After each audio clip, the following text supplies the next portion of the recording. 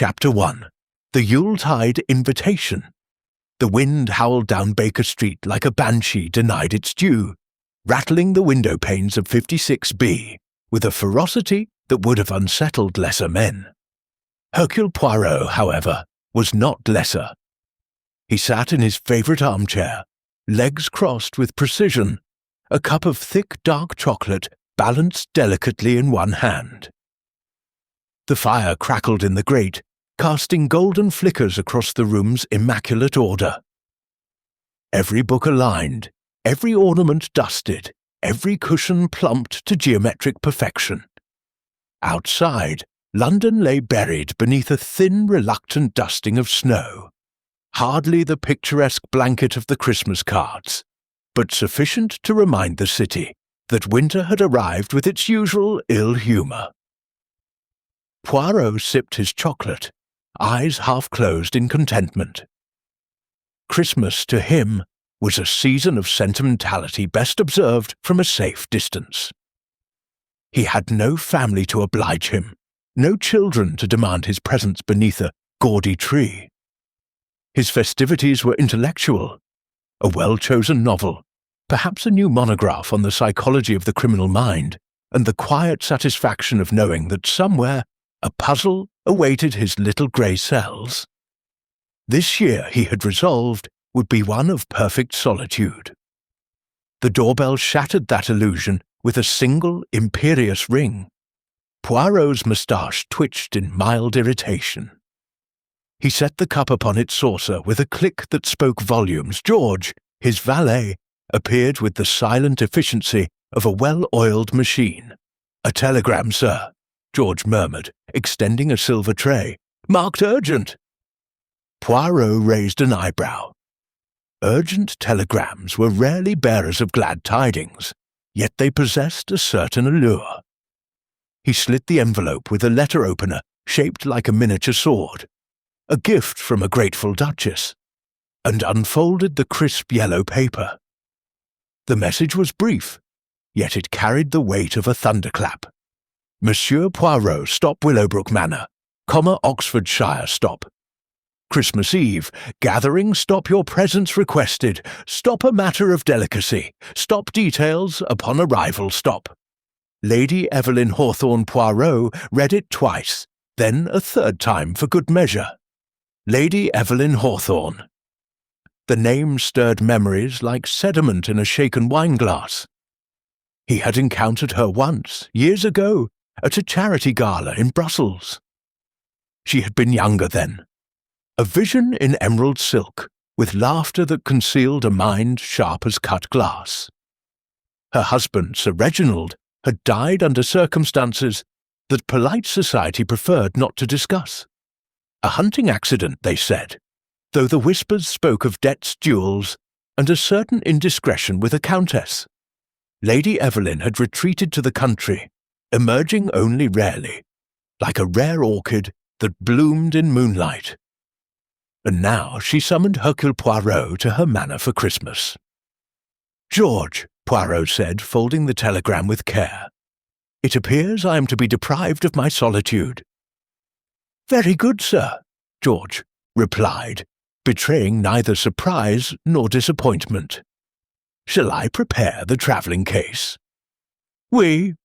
The grey wool suit, the fur-lined coat, and the new muffler, the burgundy one, I think. One must be prepared for the English countryside." Poirot rose, smoothing an invisible crease from his trousers. "Also, the small leather notebook, and the fountain pen with the green ink. One never knows when inspiration may strike." As George vanished to attend to these directives, Poirot crossed to the window. The snow had begun to fall in earnest now, fat flakes drifting past the gas lamps like confetti at a funeral. Willowbrook Manor.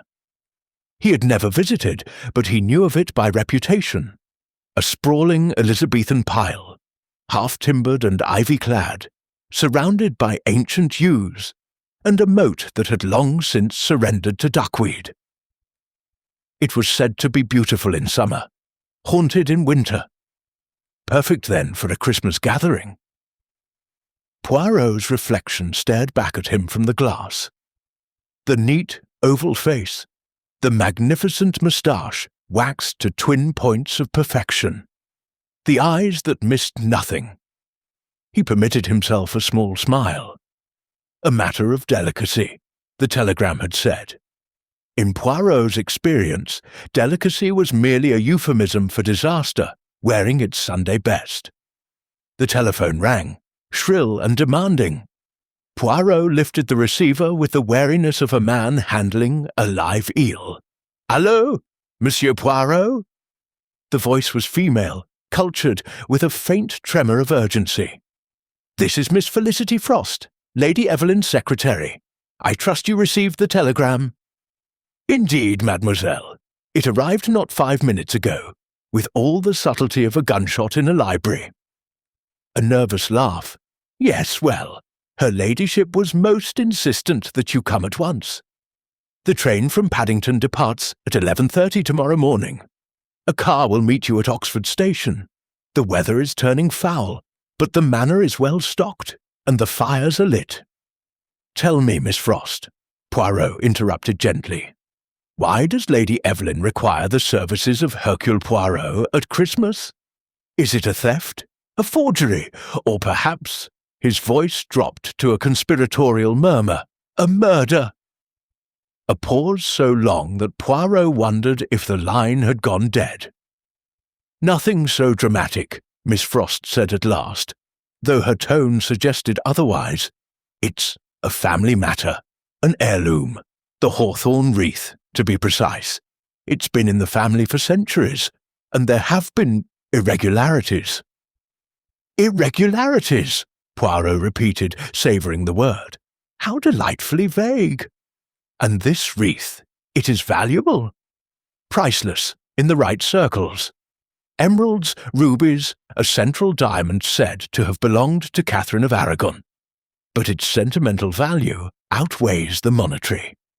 Lady Evelyn is hosting a gathering of the family, her nephews, her niece, a few close friends. She wishes everything to be perfect.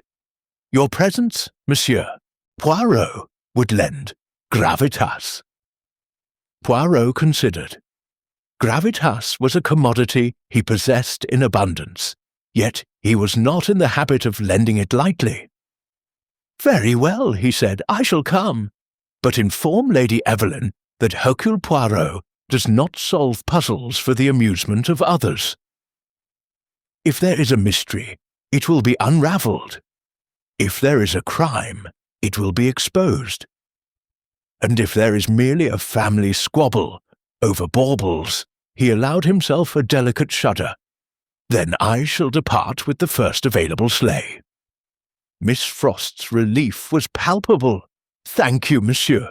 You cannot imagine what this means. Oh, and one more thing. The wreath is to be the centrepiece of the Christmas Eve banquet. It will be unveiled at midnight, beneath the mistletoe. Lady Evelyn insists that nothing must go wrong." After she rang off, Poirot stood for a long moment, staring at the telephone as though it might sprout wings and fly away. The hawthorn wreath. A midnight unveiling. A house full of relatives with no doubt centuries of grudges simmering like mulled wine. And snow thick enough to bury a regiment. He turned to the fireplace, where the flames danced with mischievous glee. "Mon Dieu," he murmured to the empty room. "It seems that Hercule Poirot is to play Father Christmas after all. But instead of gifts I bring justice, and instead of reindeer—" He glanced at the window, where the snow now fell in earnest. "I have only the little grey cells." George reappeared, the travelling case packed with military precision. "Will there be anything else, sir?" Poirot considered. "Yes, pack the small revolver, the one with the mother-of-pearl handle. One does not anticipate violence at a Christmas house party, but the English aristocracy has a way of surprising even Hercule Poirot." As Georges departed, Poirot returned to his armchair. The chocolate had cooled, but he drank it anyway. savouring the bitterness beneath the sweetness. Tomorrow he would leave the ordered sanctuary of Baker Street for the chaos of Willowbrook Manor. He would trade silence for the clamour of family, solitude for the scrutiny of strangers. And somewhere, in the heart of that ancient house, a wreath waited, glittering with jewels, heavy with history, and, if Poirot's instincts were correct, harbouring a secret dark enough to cast a shadow over the merriest of seasons. Outside, the snow continued to fall, soft and relentless, erasing the footprints of the city beneath a blanket of white. Poirot watched it for a long time, his mind already turning over possibilities like a magician shuffling cards. The game, as they say, was afoot, and Hercule Poirot, with his moustache bristling in anticipation, was ready to play. Chapter 2. Arrival amid the snowflakes. The train from Paddington was a beast of iron and steam, exhaling great clouds of white into the grey morning as it thundered westward. Hercule Poirot occupied a first-class compartment, alone, his travelling rug tucked neatly about his knees, a copy of Le Monde folded to the crossword upon the small table. Outside, the landscape slid past in a blur of frost-laced fields and skeletal hedgerows. The snow now falling in earnest, each flake a tiny assassin sent to bury the world. Poirot disliked trains on principle. They were noisy, dirty, and filled with people who insisted on sharing their life stories with strangers. But he tolerated this one with the stoicism of a man who had once crossed the Sahara on a camel with dysentery. The rhythm of the wheels soothed him. A mechanical heartbeat beneath the murmur of conversation from the corridor. He had solved 3 clues of the crossword, élégance, mystère, cacao, when the door slid open with a rasp. "Tickets, please." The conductor was a tall man with a moustache that aspired to Poirot's, but fell tragically short. Poirot handed over his ticket without looking up. "Oxford, sir?" the conductor asked, clipping the paper with a hole punch that sounded like a guillotine. "Indeed, and then one hopes, a motor car. The English countryside is charming, but not when one is forced to walk it in galoshes." The conductor chuckled, a sound like gravel in a bucket. "You'll be met, sir. Lady Hawthorne's man is never late. Mind the step when you disembark. The platform's slippery as an eel in butter." He moved on, and Poirot returned to his crossword. But his concentration was broken. The mention of Lady Hawthorne's man had stirred a memory. She had spoken of a secretary, Miss Frost, but not of a chauffeur. In Poirot's experience, the staff of great houses were as revealing as their masters. A punctual driver suggested efficiency, a tardy one, chaos. He made a mental note to observe this individual closely. The train slowed, brakes squealing like a dying swan. Oxford Station emerged from the snow like a Gothic cathedral, all spires and gargoyles shrouded in white. Poirot gathered his belongings, case, umbrella, the small revolver nestled in its velvet pouch, and stepped onto the platform. The cold hit him like a slap from an indignant duchess. His breath plumed before him, and his moustache, despite liberal applications of wax, began to droop in protest. A man detached himself from the shadows of the booking hall. He was tall, broad-shouldered, dressed in a chauffeur's livery of dark green with silver buttons that gleamed like frost. His face was weathered, with a nose that had been broken at least once, and eyes the colour of winter steel. "Monsieur Poirot." His voice was gravel wrapped in velvet. "Name's Briggs. Lady Hawthorne sent me to fetch you. Car's this way." Poirot inclined his head. "Enchanté, Monsieur Briggs. You are punctual. This is gratifying." Briggs took the case without asking, his gloved hands steady. "Snow's coming down hard, sir. Roads'll be treacherous. Best we make haste." The motor car was a Rolls-Royce Phantom, its black paint glistening like a seal's hide. Briggs held the door, and Poirot slid into the back seat, sinking into leather that smelled of beeswax and old money. The engine purred to life, and they glided from the station, tires crunching over fresh snow. The journey to Willowbrook Manor took an hour, though it felt longer. The snow fell in sheets now, obscuring the world beyond the windscreen. Briggs drove with the calm of a man who had navigated worse. His hands were steady on the wheel, his eyes flicking to the rearview mirror every few minutes. Poirot watched him with interest. "You have been with Lady Hawthorne long, Briggs?" 10 years come spring, sir." "And the manor, it is isolated?" "Like a ship in a bottle, sir. Nearest village is 5 miles, and the roads are devil in winter. But the house is warm and the cellars are deep." He paused. "You'll find the families already gathered. A lively bunch, if you'll pardon my saying." Poirot's lips twitched. "Lively is a word with many meanings, Briggs. Tell me, this wreath, the Hawthorne wreath, you have seen it?" Briggs's eyes met his in the mirror, unreadable. "Once or twice. It's kept in the safe when not on display. Beautiful thing, but it gives me the creeps. All those jewels staring out like eyes." "Eyes that see much, perhaps," Poirot murmured. "And the family, who competes for its favour?" Briggs hesitated. "There's Master Julian, Lady Evelyn's nephew. He's the heir, or thinks he is. Then Miss Clarissa, his sister, sharp as a tack, that one. And Mr. Felix Lang, the cousin from America, flashy sort. The rest are friends of the family, artists, writers, that sort. Oh, and Captain Hargreaves, he's got a limp from the war and a temper to match."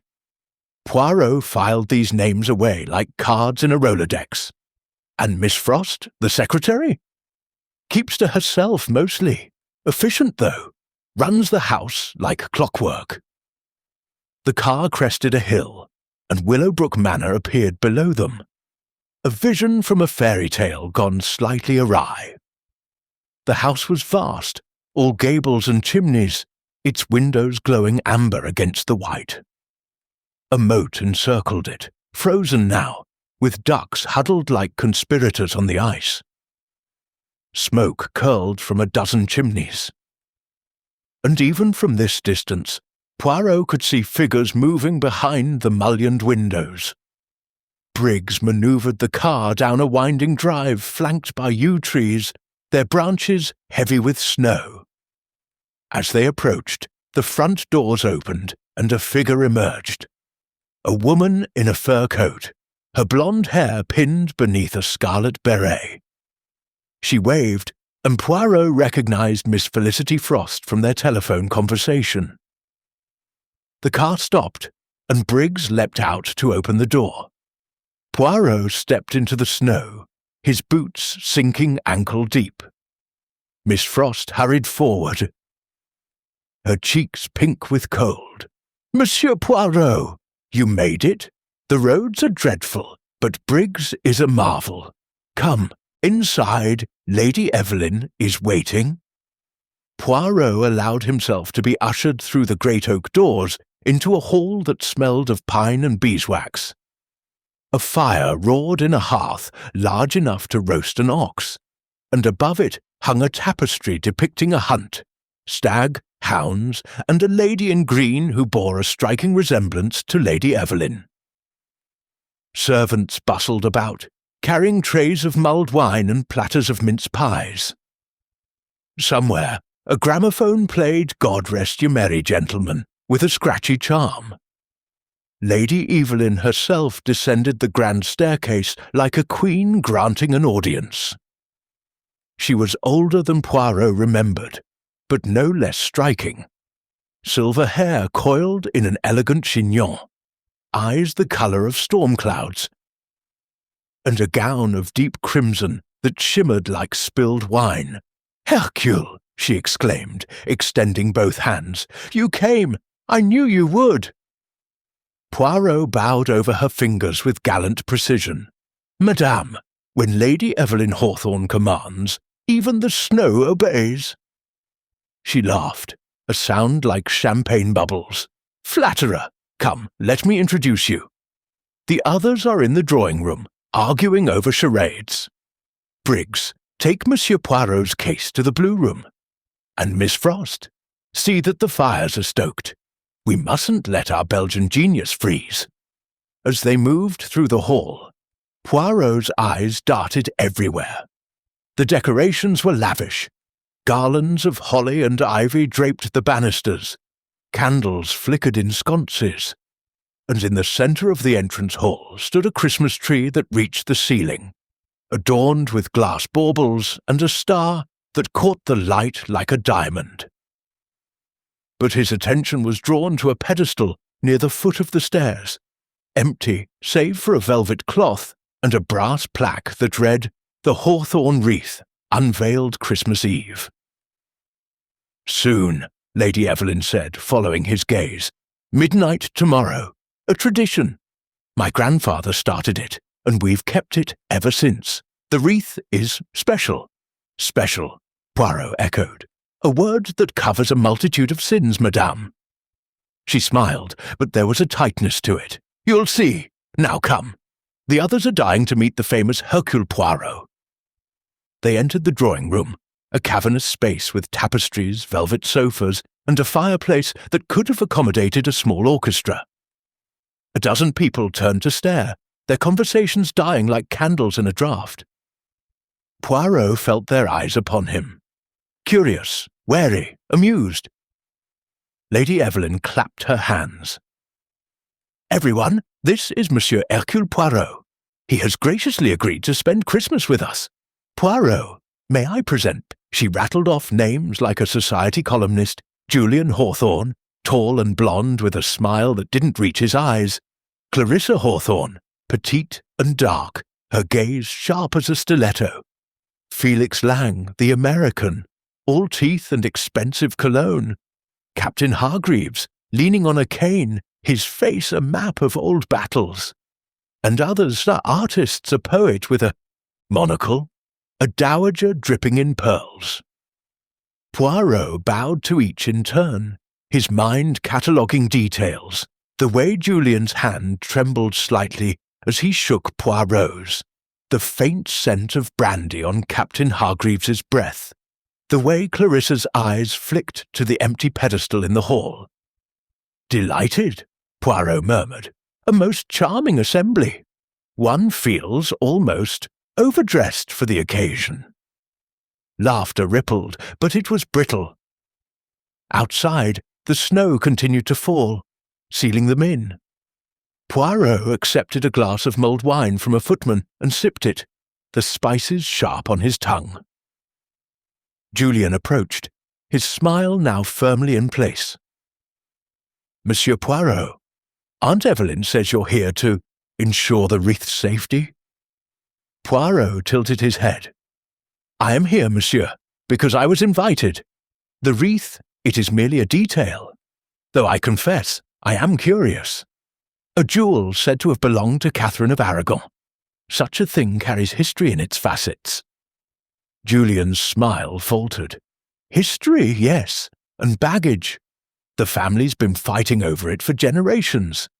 But this year, Aunt Evelyn wants peace, a proper Christmas." "Peace," Poirot said softly, "is a rare commodity in families, no? Especially when inheritance is involved." Clarissa joined them, her voice cool. "You'll find we're a civilized lot, monsieur. No poison in the pudding, yet." Poirot chuckled, but his eyes were on the window, where the snow had begun to drift against the panes. Somewhere in this house, a wreath waited, glittering with secrets. And somewhere among these smiling faces, a shadow lurked. As the gramophone struck up, in the bleak midwinter, Poirot raised his glass in a silent toast. To truth to justice, and to the little grey cells that would inevitably prevail. The game had begun. Chapter 3. The Grand Christmas Eve Feast. The dining hall of Willowbrook Manor was a cathedral of oak and candlelight, its vaulted ceiling lost in shadow, its walls hung with portraits whose eyes followed every flicker of flame. A single long table stretched the length of the room, set for 14 with silver that gleamed like moonlight on frost and crystal, that chimed softly when brushed by a careless sleeve.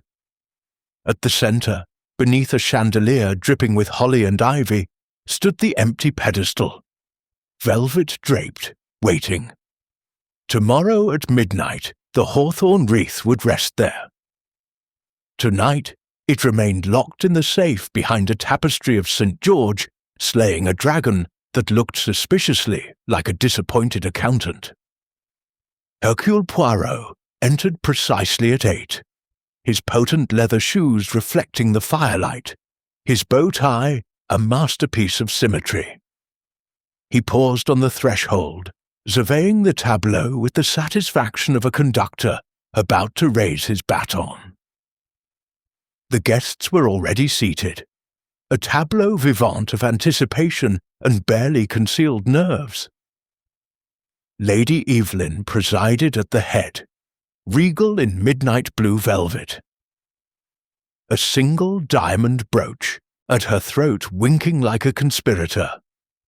To her right sat Julian Hawthorne, blonde hair slicked back, fingers drumming a silent tattoo on the damask cloth.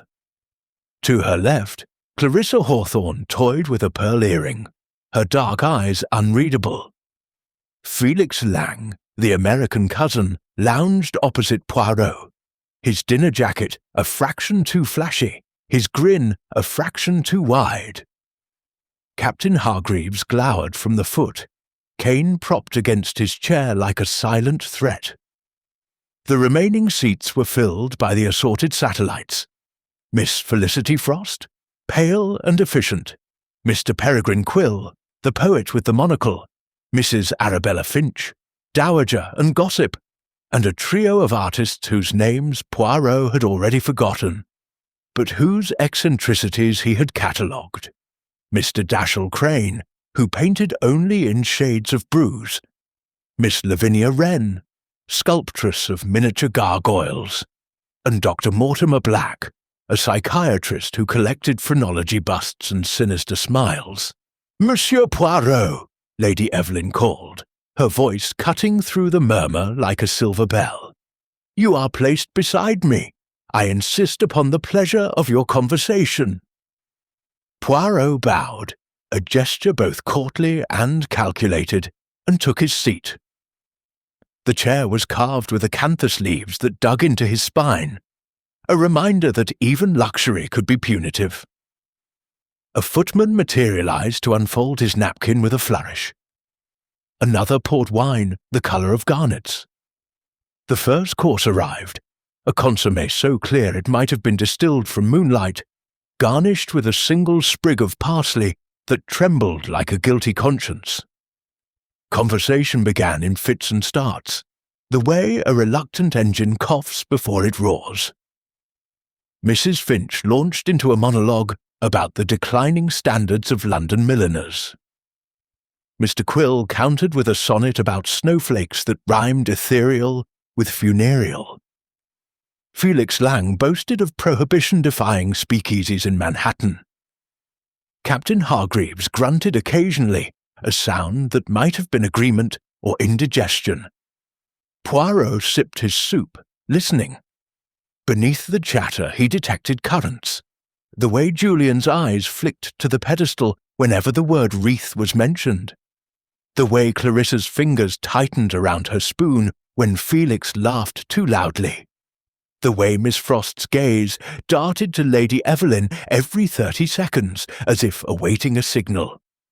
"Tell me, Lady Evelyn," Poirot said during a lull, his voice pitched to carry, "this tradition of the wreath, how did it begin?" All heads turned. Lady Evelyn set down her spoon with deliberate care. My great-grandfather, Sir Bertram Hawthorne, acquired it in 1843, she said. He was in Spain, ostensibly on a grand tour, though the family suspected less reputable motives. The wreath was said to have adorned the bridal crown of Catherine of Aragon, before her marriage to Prince Arthur. Sir Bertram won it in a card game from a bankrupt duke, or so the story goes. She brought it home, had it reset with additional gems, and decreed that it should be displayed every Christmas Eve as a reminder of fortune's fickleness. Fickleness, Poirot repeated, a quality much in evidence at card tables, no? Felix Lang laughed. Sounds like my kind of guy, though I'd have sold it and bought a yacht. Julian's jaw tightened. Some things are worth more than money, cousin. Name one, Felix shot back, raising his glass. Clarissa leaned forward, her voice silk over steel. Legacy, perhaps. Or the satisfaction of knowing your descendants will squabble over your corpse as enthusiastically as you squabbled over theirs. A ripple of nervous laughter. Captain Hargreaves slammed his palm on the table, rattling the crystal. Enough! This is Christmas, not a blasted wake. Lady Evelyn lifted a hand, and silence fell like a guillotine. Peace, Captain. We are all friends here, or at least, her smile was sharp, we pretend to be. The second course arrived. Roast goose with chestnut stuffing, flanked by pyramids of glazed carrots and Brussels sprouts that gleamed like emeralds. The footman moved with choreographed grace, refilling glasses, whisking away plates. Poirot noted the hierarchy. Briggs, the chauffeur, stood at the door, arms folded, his presence a silent reminder that the outside world was locked out by snow and circumstance. As the goose was carved, Lady Evelyn wielding the knife with the precision of a surgeon, Mr. Quill launched into a recitation of The Night Before Christmas, substituting Willowbrook for the house and Wreath for stockings. The artists clapped politely. Dr. Black murmured something about sublimated aggression. Miss Wren produced a tiny gargoyle from her reticule and set it beside her plate, where it leered at the goose. Poirot turned to Miss Frost, who sat to his left, her plate barely touched. "You are not hungry, mademoiselle," she started, as if waking from a trance. Forgive me, the preparations have been taxing." "Taxing," Poirot echoed. "A word that covers everything from misplaced napkins to misplaced motives. Tell me, the wreath, it is insured?" Her eyes widened. "Of course, for a fortune. But Lady Evelyn would never—" She stopped, biting her lip. "Never what?" "Never part with it, not willingly." Poirot filed this away. Willingness was a slippery concept in families where love and loathing shared the same cradle. The main course gave way to dessert. A Christmas pudding flambéed with such enthusiasm that the flames leapt higher than the chandelier. Mr. Crane applauded as if at the theatre. Mrs. Finch shrieked theatrically. The pudding was served with brandy butter and a silver charm for each guest. Poirot received a tiny anchor, which he pocketed with a murmur about stability. Coffee followed, strong and black, served in cups so delicate they seemed spun from spider silk. A Sueur gramophone in the corner had been silenced. In its place, a string quartet, summoned from Oxford despite the weather, played a wistful rendition of Greensleeves. The mood softened, edges blurred by wine and warmth. Lady Evelyn rose, glass in hand. "To absent friends," she said simply, "and to the wreath, which binds us, whether we wish it or not." Glasses clinked. Poirot raised his butt, did not drink. His eyes were on the pedestal, where a single candle had been placed, its flame trembling as if in fear. Julian stood next. "To Aunt Evelyn, who keeps the family together with sheer willpower and better wine than we deserve." Laughter, genuine this time. Clarissa remained seated, her smile thin. Felix toasted to new worlds and old grudges. Captain Hargreaves muttered something about damned nonsense and drained his glass in one gulp. As the quartet struck up, "O come, all you faithful," the party began to break apart. Some drifted to the drawing-room for brandy and cards. Others lingered, drawn to the fire like moths. Poirot excused himself, citing the need to consult his digestion, and slipped into the hall. The pedestal stood alone, the candle guttering. He approached, noting the faint outline of a safe behind the tapestry, modern, with a combination lock. Child's play for a determined thief, but not for an amateur. He ran a gloved finger along the velvet cloth. A single strand of holly berry lay there, crushed, its juice staining the fabric like blood. "Curious," he murmured. Footsteps behind him. He turned to find Clarissa Hawthorne, a cigarette in a long ebony holder, smoke curling like a question mark. "Couldn't sleep either, Monsieur Poirot?" "Sleep is for the innocent, mademoiselle, or the exhausted. I am neither." She exhaled, watching the smoke dissipate. "That pedestal! It's been the centre of every argument since I was a child. Who gets the wreath? Who deserves it? Who'll sell it the moment Aunt Evelyn's cold?" "And you?" Poirot asked softly. "What do you believe?" She tapped ash into a nearby urn. "I believe jewels are just rocks with good marketing. But try telling that to Julian, or Felix, or—" She stopped, eyes narrowing. "You're here because something's wrong, aren't you? Aunt Evelyn didn't invite the great Hercule Poirot for the mince pies." Poirot inclined his head. "Let us say I am insurance against irregularities." Clarissa laughed, a sound without mirth. "Then you'll earn your fee. This house is a powder keg dressed in tinsel." She stubbed out her cigarette. "Midnight tomorrow, that's when it happens. The unveiling, and God help anyone who stands between the wreath and its rightful owner." She swept past him, her perfume, jasmine and something darker, lingering like a threat. Poirot remained by the pedestal, the candle now a stub. Somewhere in the drawing-room, a clock chimed 11. The quartet had moved on to Silent Night, the notes floating through the hall like ghosts. He touched the crushed berry again. Holly, symbolic of protection, of sacrifice, and, in some traditions, of blood. Tomorrow, the wreath would be unveiled. Tonight, the seeds of discord had been sown with every toast, every glance, every unspoken accusation. Poirot turned away, his reflection fragmented in the polished silver of a nearby candelabrum. Somewhere in this house, a plan was forming, clever, perhaps desperate. But Hercule Poirot had faced cleverness before, and desperation was merely passion with its mask slipped. He climbed the stairs to the blue room, the anchor charm heavy in his pocket. Outside, the snow had stopped, leaving the world hushed and expectant. Inside, the manor slept, or pretended to. But Poirot's little grey cells were wide awake, turning over possibilities like a magician palming cards. The feast was over. The game had truly begun. Chapter 4. Whispers in the Holly. The grandfather clock in the entrance hall had just struck 3 when Hercule Poirot closed the door of the blue room behind him. He did not undress. Instead, he sat in the winged armchair beside the dying fire, legs crossed, hands steepled beneath his chin. The house was not asleep.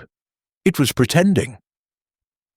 Willowbrook Manor breathed around him, pipes ticking, beams settling, snow sliding from the eaves with soft thuds that sounded, to his attuned ear, like muffled footsteps. He had left the feast with the taste of brandy butter still on his tongue, and the image of 14 faces burned into memory. Each had worn a mask: Julian's brittle charm, Clarissa's cool disdain, Felix's transatlantic swagger, Captain Hargreaves's barely leashed fury. Even Lady Evelyn, gracious hostess, had flickered once, twice, when the wreath was mentioned, a tightening at the corners of her mouth, a glance toward the tapestry that concealed the safe. Poirot rose, silent as a cat, and opened his travelling case. From a velvet-lined compartment, he withdrew a small leather notebook and the fountain pen with green ink. On the first page he wrote, "Willowbrook, Christmas Eve, observations pedestal candle, guttering at 2307, replaced at 2314 by footman, name, crushed hollyberry on velvet, fresh, juice still wet. Clarissa Hawthorne, cigarette ash in urn shaped like Greek crater, ash cold, smoked earlier. Briggs, stood at dining hall door entire evening, left at 22:58, returned 23:17, 19 minutes unaccounted. Miss Frost, plate untouched after consommé, left table 22:43, returned 22:51, 8 minutes, safe behind tapestry, Yale combination 6-digit. Audible click when Julian passed at 22:31. Testing, he paused, then added motive, inheritance, Julian, greed, Felix, resentment, Clarissa, desperation unknown. He closed the notebook, slipped it into his breast pocket, and donned a dark dressing gown of quilted silk. The corridor outside was lit by a single gas sconce turned low, its flame trembling like a guilty conscience. Poirot stepped into the shadows. The upper landing formed a gallery around the stairwell. Portraits glared down, hawthorns in ruffs, periwigs, and Victorian mourning. One, a woman in emerald velvet, bore the wreath in her lap like a sleeping child. The painted gems glittered even in the dimness. Poirot paused beneath her, noting the artist's signature. E. Hawthorne, 1897, a relation. The brushwork was confident, almost defiant. A door opened softly to his left. Miss Felicity Frost emerged from what must be the secretary's room, wrapped in a camel-hair dressing gown, hair loose about her shoulders. She carried a small oil lamp. Seeing Poirot, she froze. "Monsieur Poirot, I couldn't sleep. The accounts for the estate, they're unbalanced. At 3 a.m. Poirot's tone was gentle, but his eyes were sharp. "Come, mademoiselle, let us walk. The cold clears the mind." She hesitated, then fell into step beside him. They descended the servants' stair at the rear, a narrow spiral of stone worn smooth by generations of feet. The lamp cast long shadows that danced like conspirators. "You are troubled," Poirot observed. "It is not the accounts." Miss Frost's laugh was brittle. "You see too much. It's the wreath. Lady Evelyn received a letter yesterday, anonymous. It said—" She lowered her voice. "It said the wreath would be stolen before the unveiling. That blood would crown the holly." Poirot's moustache twitched. "And this letter, where is it?" "Burned. She threw it in the library fire. But she's frightened. She pretends not. But I've worked for her 7 years. I know." They reached the ground floor. The kitchen regions lay beyond a green baize door, but Miss Frost led him left, toward the conservatory. Moonlight filtered through the glass roof, turning the snow outside into a silver sea. Palms and ferns loomed like sentinels. A lemon tree drooped under the weight of unripe fruit. "She asked me to check the safe at midnight," Miss Frost continued. "I did. The combination hadn't been touched. But this morning, she stopped beneath a cascade of mistletoe hung from the iron rafters. This morning, the holly garland above the library door was torn, berries scattered like gunshot." Poirot knelt, examining the floor. A single berry lay half hidden beneath a fern frond. He picked it up. The skin was split, the juice dark. "The same as on the pedestal," he murmured. "Someone is leaving a trail, or marking territory." Miss Frost shivered. "There's more. Captain Hargreaves, he was in the library at 2. I saw the light under the door. He said he was looking for a book on artillery, but—" She trailed off. "But the artillery shelves are in the billiard room," Poirot finished. "Yes, I noticed." A bell rang faintly somewhere in the servants' quarters, sharp, insistent. Miss Frost started. "That's the housekeeper. She'll wonder where I am." She turned to go, then paused. "Monsieur Poirot, be careful. This house keeps its secrets in the walls." She vanished through the baize door, lamp bobbing like a will-o'-the-wisp. Poirot remained beneath the mistletoe, turning the berry between gloved fingers. Then he moved on. The library was a cavern of leather and vellum, the air thick with the scent of old paper and older grudges. A fire had been banked low. Embers glowed like watchful eyes. Poirot's gaze swept the room, the globe that opened to reveal a Tantalus, the chess table with a game half finished.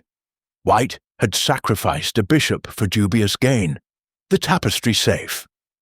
He crossed to it, ears straining, no sound from within. He was about to lift the tapestry when a floorboard creaked behind him. He whirled, too late. A figure lunged from the shadows, something glinting in its hand. Poirot twisted, years of reflex saving him. The blade, a letter opener shaped like a dagger, slashed through empty air and embedded in the tapestry with a thud. The attacker was masked in black silk, eyes wild above it. Before Poirot could grapple, a second figure appeared. Briggs the chauffeur in shirt-sleeves, fists like hams. He seized the masked assailant by the collar and hurled him against the bookshelves. Volumes rained down. Gibbon, Thackeray, a first edition of Dracula that would make a collector weep. "Got you!" Briggs growled. The mask slipped. Beneath it, Julian Hawthorne, hair dishevelled, eyes blazing with a mixture of fury and fear. "Julian!" Lady Evelyn's voice cut through the chaos.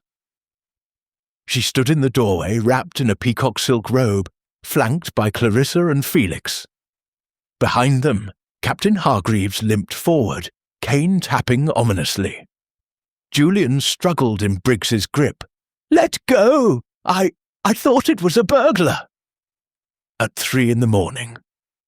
Clarissa's tone could have frozen the Thames. In the library. Poirot retrieved the letter opener, examining the blade.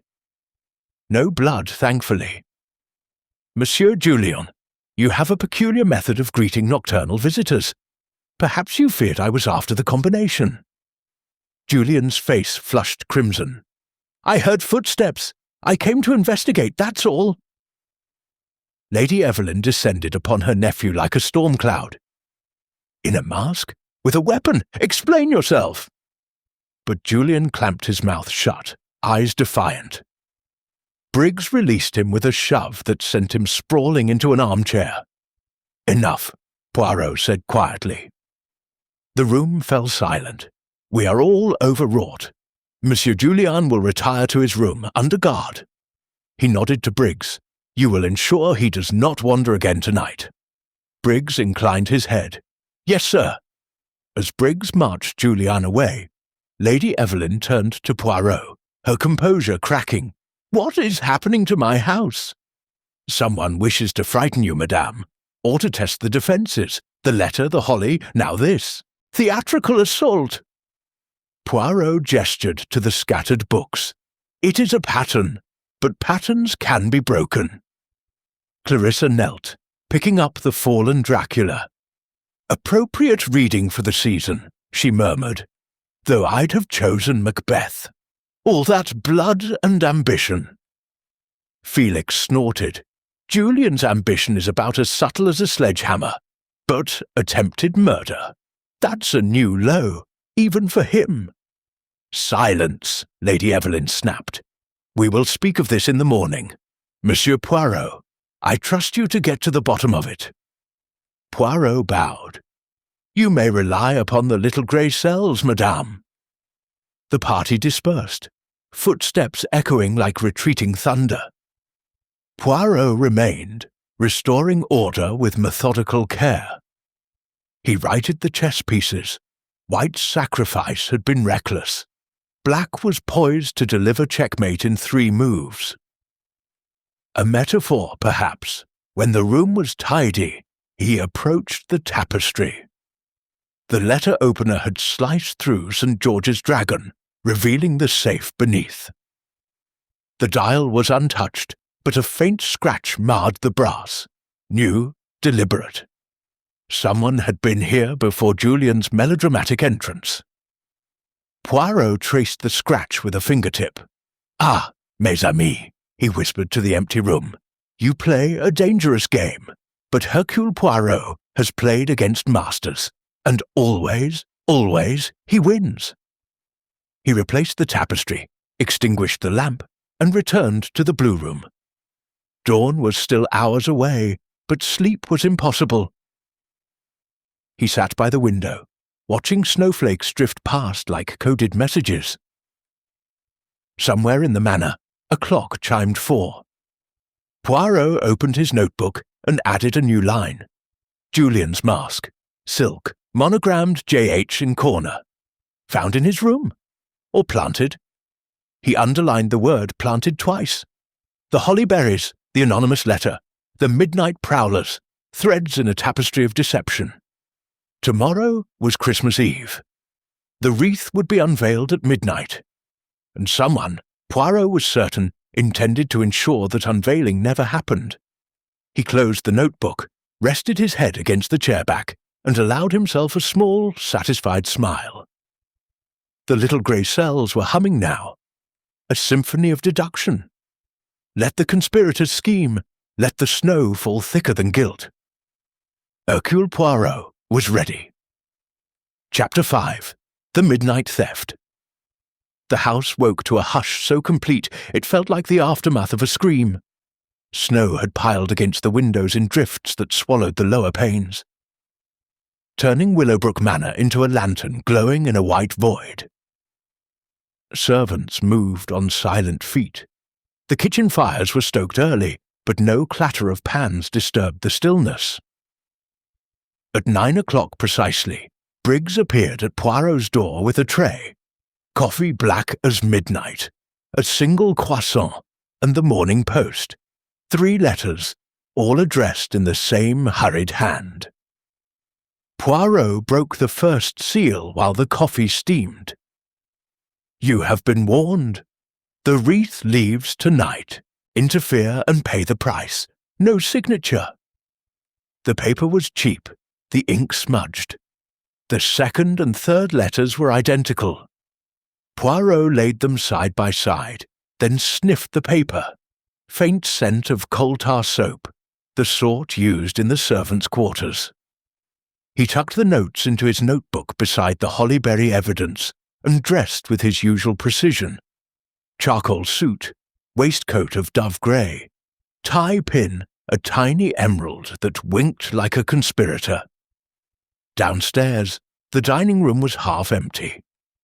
Lady Evelyn sat alone at the head of the table, pale but composed, a letter of her own crumpled in her fist. Clarissa buttered toast with mechanical strokes.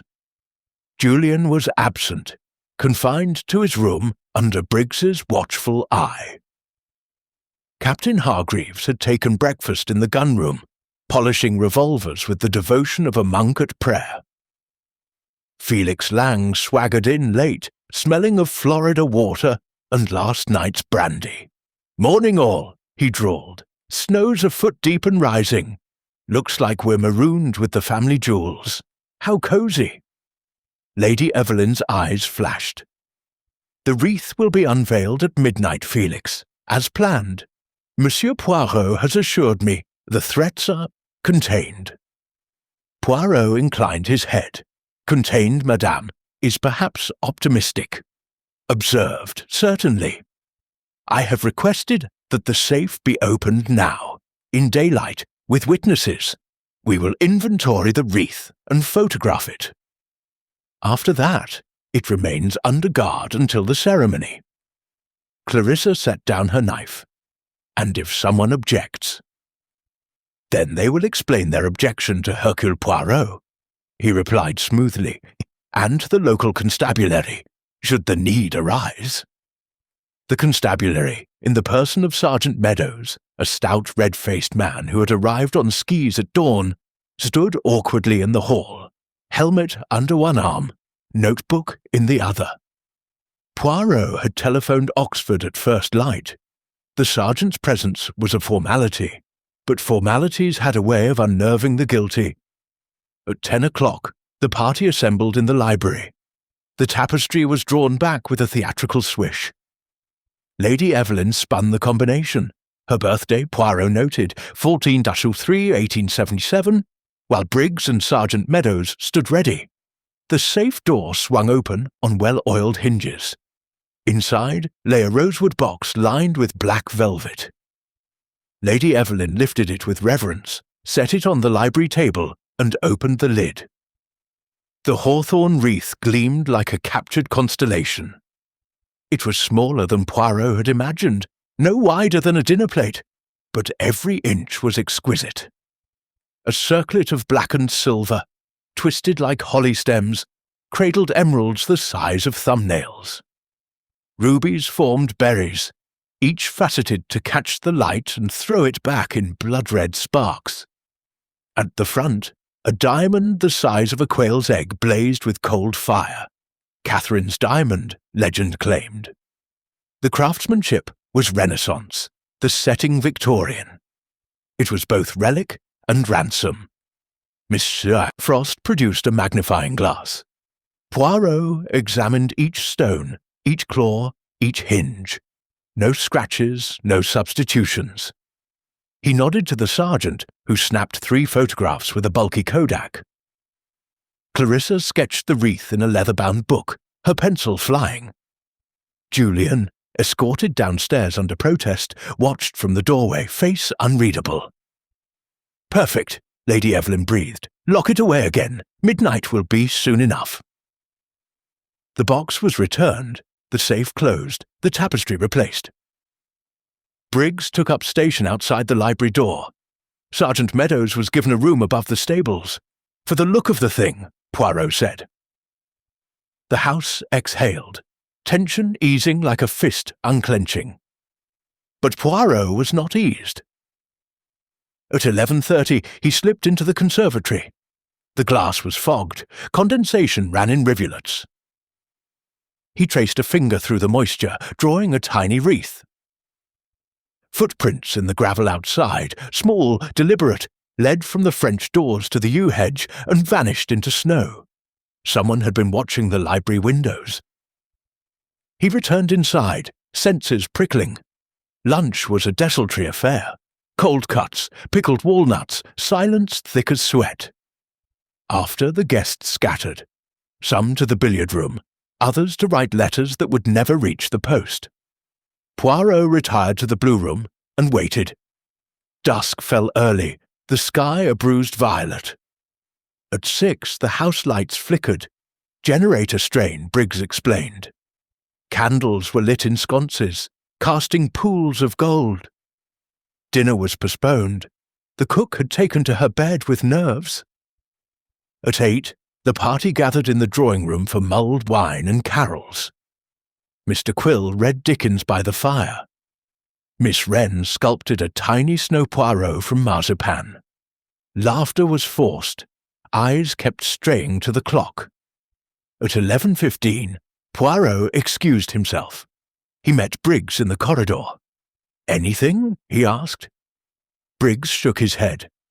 "Quiet as a crypt. Sergeant's doing rounds. I've got the key to the library. No one's been near." Poirot nodded. "Remain here. If anyone approaches, detain them." He climbed the main staircase, paused on the landing. A draught whispered from the east wing, Julian's room. The door was ajar. Poirot moved silently, pushed it open. The room was empty. Bed unslept in, window latched. On the desk, a single holly berry, fresh, glistening. Poirot's pulse quickened. He descended the servant's stair, emerged in the kitchen passage. A shadow detached itself from the pantry. Cook, flour on her apron, eyes wide. "Mr. Poirot! There's someone in the cellar!" He was already moving. The cellar door stood open, stairs descending into darkness. He took them 2 at a time, revolver in hand. The air was cold, damp, smelling of coal and apples. A lantern glowed ahead. Captain Hargreaves stood before the wine racks, a bottle in one hand, revolver in the other. He spun at Poirot's approach. "Poirot! What the devil? Captain, you're far from the drawing-room. Needed a drop of the good stuff. Couldn't sleep." Hargreaves's eyes were bloodshot, but steady. "Heard a noise down here. Thought I'd investigate." Poirot's gaze swept the cellar. A coal scuttle lay overturned. Footprints led to a narrow door. The old icehouse tunnel, bricked up decades ago. Fresh scratches marred the mortar. "Someone has been busy," Poirot murmured. He holstered the revolver. "Return upstairs, Captain. Briggs will escort you." Hargreaves opened his mouth to protest, then thought better. He limped away, bottle clutched like a talisman. Poirot examined the door. The bricks were loose. A panel had been removed and replaced carelessly. Beyond, a crawl space, earth floor, the glint of a jemmy. He crawled through, emerged in the old ice pit, now a storeroom for garden tools. A rope ladder dangled from a hatch above, leading to the grounds. Snow had drifted in, half burying a dark bundle. He unwrapped it. Black cloak, silk mask, monogram JH, and a duplicate key to the library safe. Wax impression still soft. Poirot's moustache bristled with satisfaction. A plant, as he had suspected. But whose? He returned via the cellar, relocked the door and climbed to the library. Briggs stood guard, immovable. "Anything?" Poirot asked. "Not a soul." Poirot checked his watch. 11:47, 30 minutes to midnight. He entered the library alone. The safe was as they had left it. He spun the dial, 14:03, 1877, opened the door. The rosewood box was there, but the wreath was gone. In its place, a single sprig of holly, berries glistening like fresh blood, and a note in the same hurried hand. "The crown is claimed. Merry Christmas." Poirot stared for a heartbeat, only one, then whirled. The tapestry had been slit again, but from the inside. A panel in the wainscoting stood ajar, revealing a priest's hole no wider than a coffin. He squeezed through, emerged in the minstrel's gallery above the entrance hall. Below, the household was assembling for the unveiling. Lady Evelyn stood by the pedestal, face pale as parchment. Clarissa clutched Julian's arm. Julian, who had somehow escaped confinement. Felix checked his watch. Captain Hargreaves leaned on his cane, eyes darting. Miss Frost hovered with a silver salver, trembling. Poirot descended the gallery stairs 2 at a time. The clock began to strike midnight, 12 sonorous chimes that vibrated through the bones of the house. Lady Evelyn opened the library door, Briggs at her side. She crossed to the safe, spun the dial. The door swung open, a collective gasp. Lady Evelyn lifted the rosewood box with shaking hands, set it on the pedestal, opened the lid. The holly sprig lay there, mocking. For a moment, no one moved. Then chaos erupted. Shouts, accusations, Clarissa's shrill cry of "Julian!" Felix's laughter cracking like ice. Captain Hargreaves raised his cane as if to strike. Poirot stepped forward, voice cutting, through the din like a blade. Silence! 14 faces turned. Snowlight from the high windows bathed them in silver. "The wreath is gone," Poirot said calmly, "but it has not left the house. The thief is clever, very clever, but they have made one mistake." He held up the duplicate key, let it dangle from his finger. This was found in the icehouse tunnel. The original remains with Briggs. Therefore, the thief had access to the library after 10 this morning, and before 11:47 tonight. Who, mesdames et messieurs, can account for every minute of that time?" Silence fell, heavier than the snow outside. Poirot's gaze swept the room, lingering on each face. Julian's defiance, Clarissa's calculation, Felix's smirk, Hargreaves's scowl, Miss Frost's terror. "Someone among you," he continued, "has orchestrated a charade. The anonymous letters, the holly berries, the masked assault, the duplicate key, all to create confusion. But confusion is the enemy of order, and Hercule Poirot is the champion of order." Lady Evelyn found her voice. "Then find it, monsieur. Find my wreath." Poirot bowed. "I shall, madame, before the cock crows, or in this case, before the Yule log burns to ash." He turned to Briggs. "Lock every external door. Post Sergeant Meadows at the front. No one leaves this house." As Briggs moved to obey, Poirot's eyes fell on the holly sprig. A single berry had rolled to the edge of the pedestal and fallen, plop, onto the parquet. He knelt, picked it up. The juice was still wet. Somewhere in the manor, a clock chimed the quarter hour. The theft was 13 minutes old, and the game, Poirot reflected with grim satisfaction, had entered its endgame. Chapter 6. Interrogations by the Fire. The drawing-room fire had been fed until it roared like a caged lion, throwing long shadows across the coffered ceiling and turning every face into a mask of gold and black. Outside, the snow had ceased, leaving the world muffled and luminous under a half-moon. Inside, the 14 occupants of Willowbrook Manor sat in a rough semicircle, the pedestal with its empty rosewood box at the centre, like an altar to betrayal. Briggs stood behind Lady Evelyn's chair, arms folded, a silent Cerberus. Sergeant Meadows, helmet now on the mantel, notebook open, pencil poised, looked as if he had wandered into a play whose script was written in a foreign tongue. Hercule Poirot stood before the hearth, small and immaculate, the firelight glinting off his patent leather shoes. In one hand he held the duplicate key, in the other the holly sprig with its accusing berries. The room smelled of pine, beeswax and fear. "Mesdames et messieurs," he began, voice soft yet carrying to the furthest corner, "we are prisoners of the snow and of the truth. The hawthorn wreath has vanished between the hours of 10 this morning and 11:47 this night. The thief is among us. I will now establish who could not have taken it, and who, therefore, must have done so."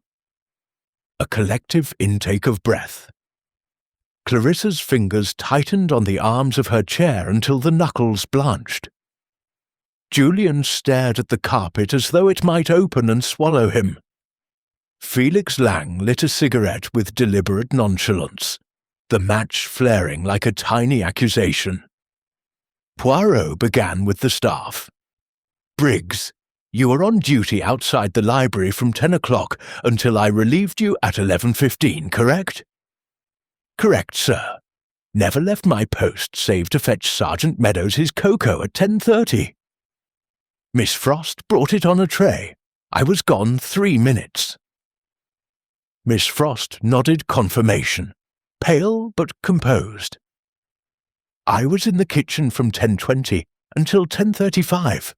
Cook and 3 maids can vouch for me." Cook, summoned from below stairs, confirmed with a nervous bob. The maids echoed her. Poirot turned to the guests. "Lady Evelyn, after the safe was locked at 10, where were you?" "In the morning room, writing letters. Mrs. Finch sat with me until luncheon at 1.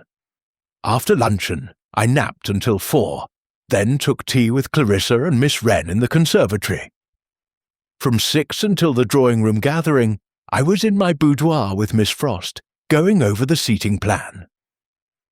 Clarissa corroborated the tea, Miss Wren the conservatory. Miss Frost produced the seating chart.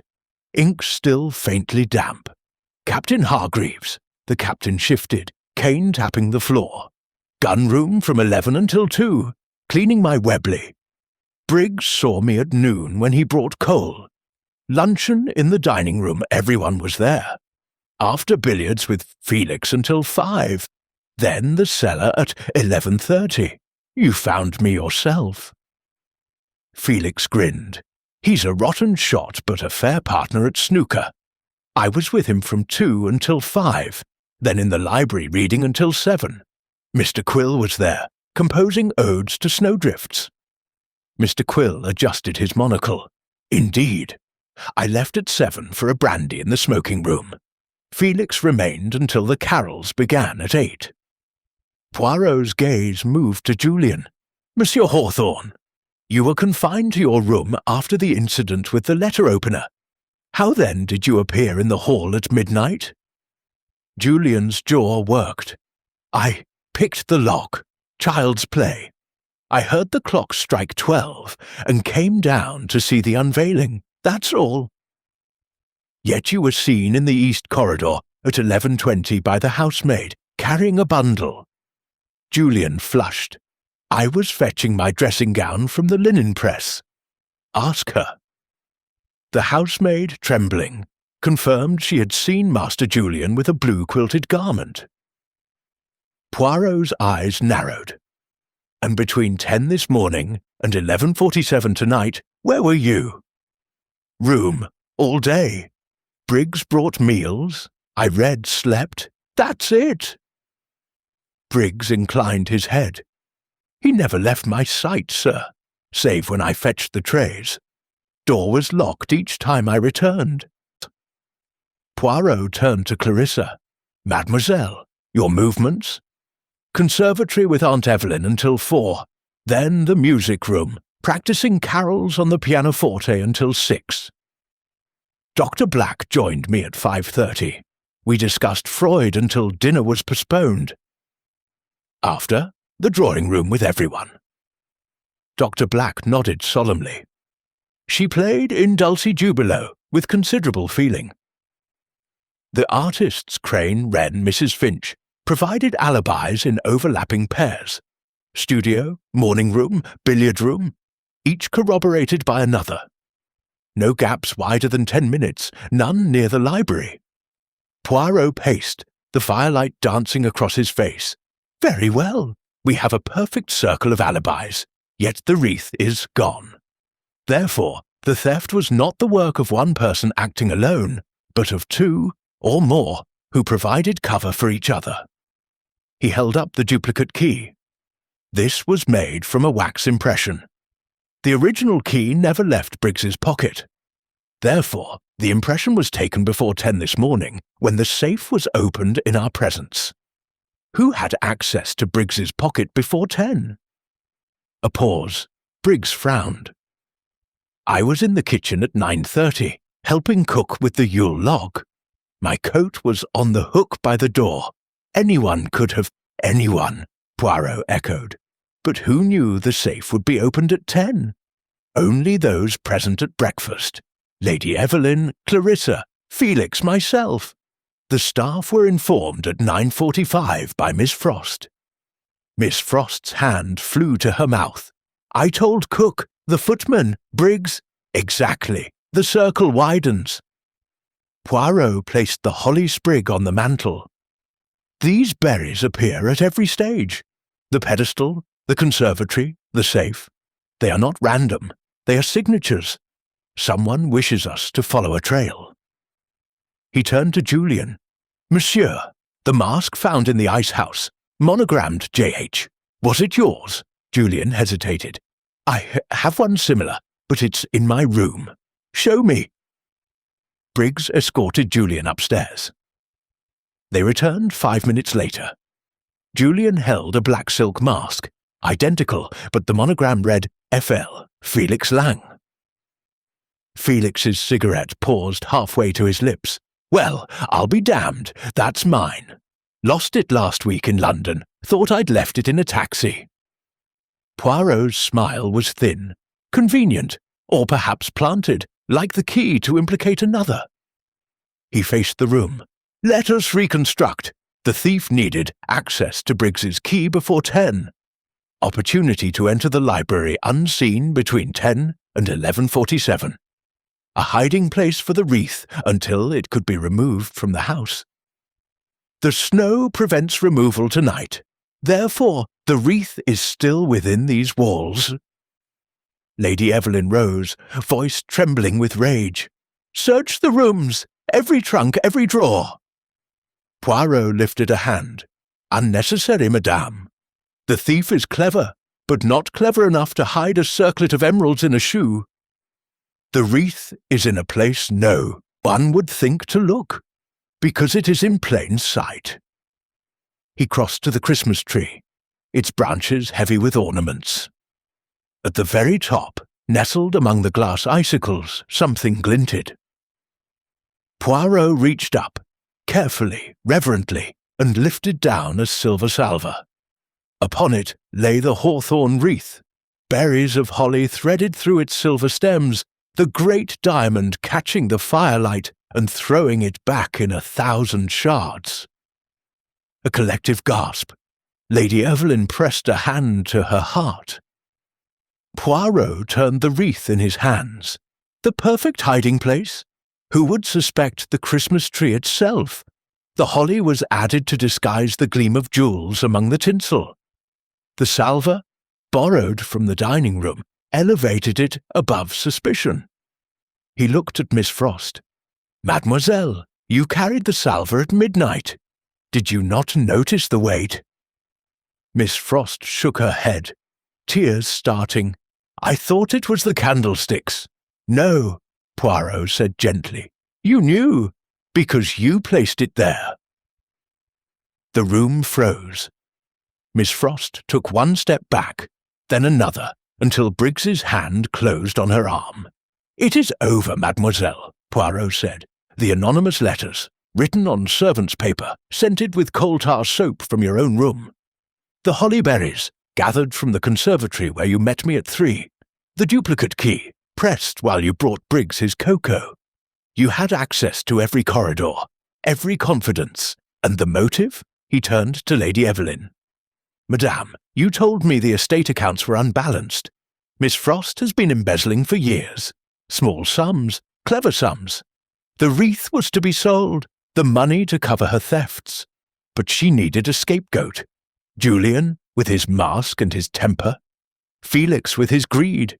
Even Captain Hargreaves prowling the cellar. She scattered clues like breadcrumbs. Miss Frost sagged in Briggs's grip. I only wanted to be free, she whispered. 7 years of ledgers, and bowing, and scraping. Lady Evelyn's face was stone. You would have destroyed my family's honour for your freedom. Sergeant Meadows stepped forward, cuffs ready. Miss Frost did not resist. Poirot placed the wreath in Lady Evelyn's hands. It is returned, madame, untouched. The unveiling may proceed, at dawn, perhaps, when the light is kinder. The fire crackled. Outside, the snow began to fall again, soft as forgiveness. Julian found his voice. I thought it was me they were after, the mask. Planted, Poirot said, as was the key, a clever misdirection. Felix stubbed out his cigarette. Well, I'll be damned, the mouse roars. Captain Hargreaves raised his glass. Brandy this time. To Poirot, and to Christmas miracles. The toast was taken up, ragged but genuine. Miss Frost was led away. The wreath gleamed in Lady Evelyn's lap, its diamond winking like a star. Poirot allowed himself a small bow. The little grey cells, miss, me. They do not celebrate Noel, but they deliver justice all the same. The clock struck 1. The fire settled into embers. And somewhere in the manor, a new log was laid on the Yule fire, ready to burn through the longest night. The mystery was solved, but the story, Poirot reflected as he climbed the stairs, was far from over. Chapter 7. Shadows of the past dawn crept over Willowbrook Manor like a thief, pale and reluctant, turning the snow to rose gold. The house stirred slowly. Shutters creaked, pipes clanked, a single blackbird sang from the frozen yew. In the great hall, the Christmas tree stood sentinel, its stolen wreath restored to the rosewood box on the pedestal, the holly sprigs removed and burned in the kitchen range. Miss Felicity Frost had been taken to the stables under Sergeant Meadows's watchful eye, her confession signed in a spidery hand that trembled across the page. The embezzlement, the forged letters, the duplicate key, all laid bare. Yet Poirot, descending the staircase at 7:30 sharp, felt the familiar prickle at the base of his skull. The little grey cells were not satisfied. He paused on the half-landing. A portrait he had not noticed before hung there. A young woman in riding habit, dark hair coiled beneath a velvet cap, eyes the colour of winter seas. At her throat glinted the hawthorn wreath, smaller then, reset for a smaller neck. The brass plate read, Miss Beatrice Hawthorne, 1897. The same year as the portrait, he recalled, the portrait in the gallery. The same defiant brushwork. Poirot's moustache twitched. He continued downward. The dining room smelled of coffee and bacon. Lady Evelyn sat alone, the wreath box before her like a reliquary. She looked up as Poirot entered. Monsieur, you are early. Truth, madame, does not keep gentlemen's hours. He took the chair opposite. The wreath, it has a twin, non? She started. A twin. The portrait on the landing, Beatrice Hawthorne. She wears an identical piece, yet the central diamond is absent. Explain. Lady Evelyn's fingers traced the box lid.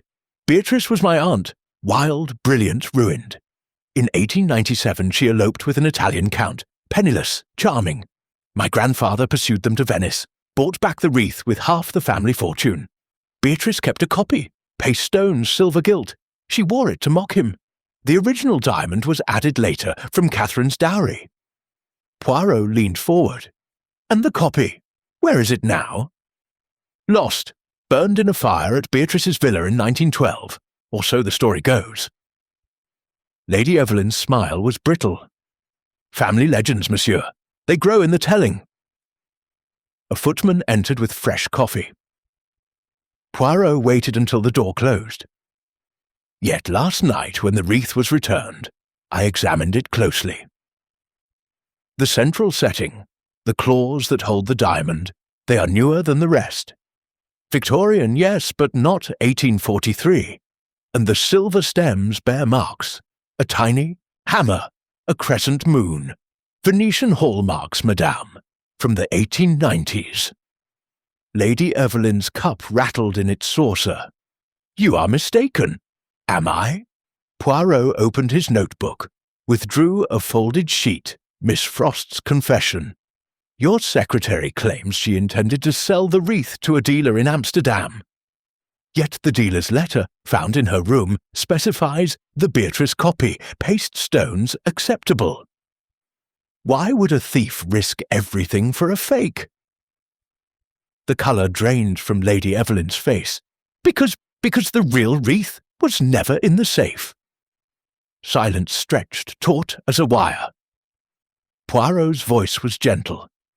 Tell me, madame, from the beginning. Lady Evelyn rose, crossed to the window. Snow light bathed her in silver. 3 months ago, she said, I received a visitor. A woman, veiled, elegant, voice like smoke. She claimed to be Beatrice's granddaughter, Sophia di Lauro.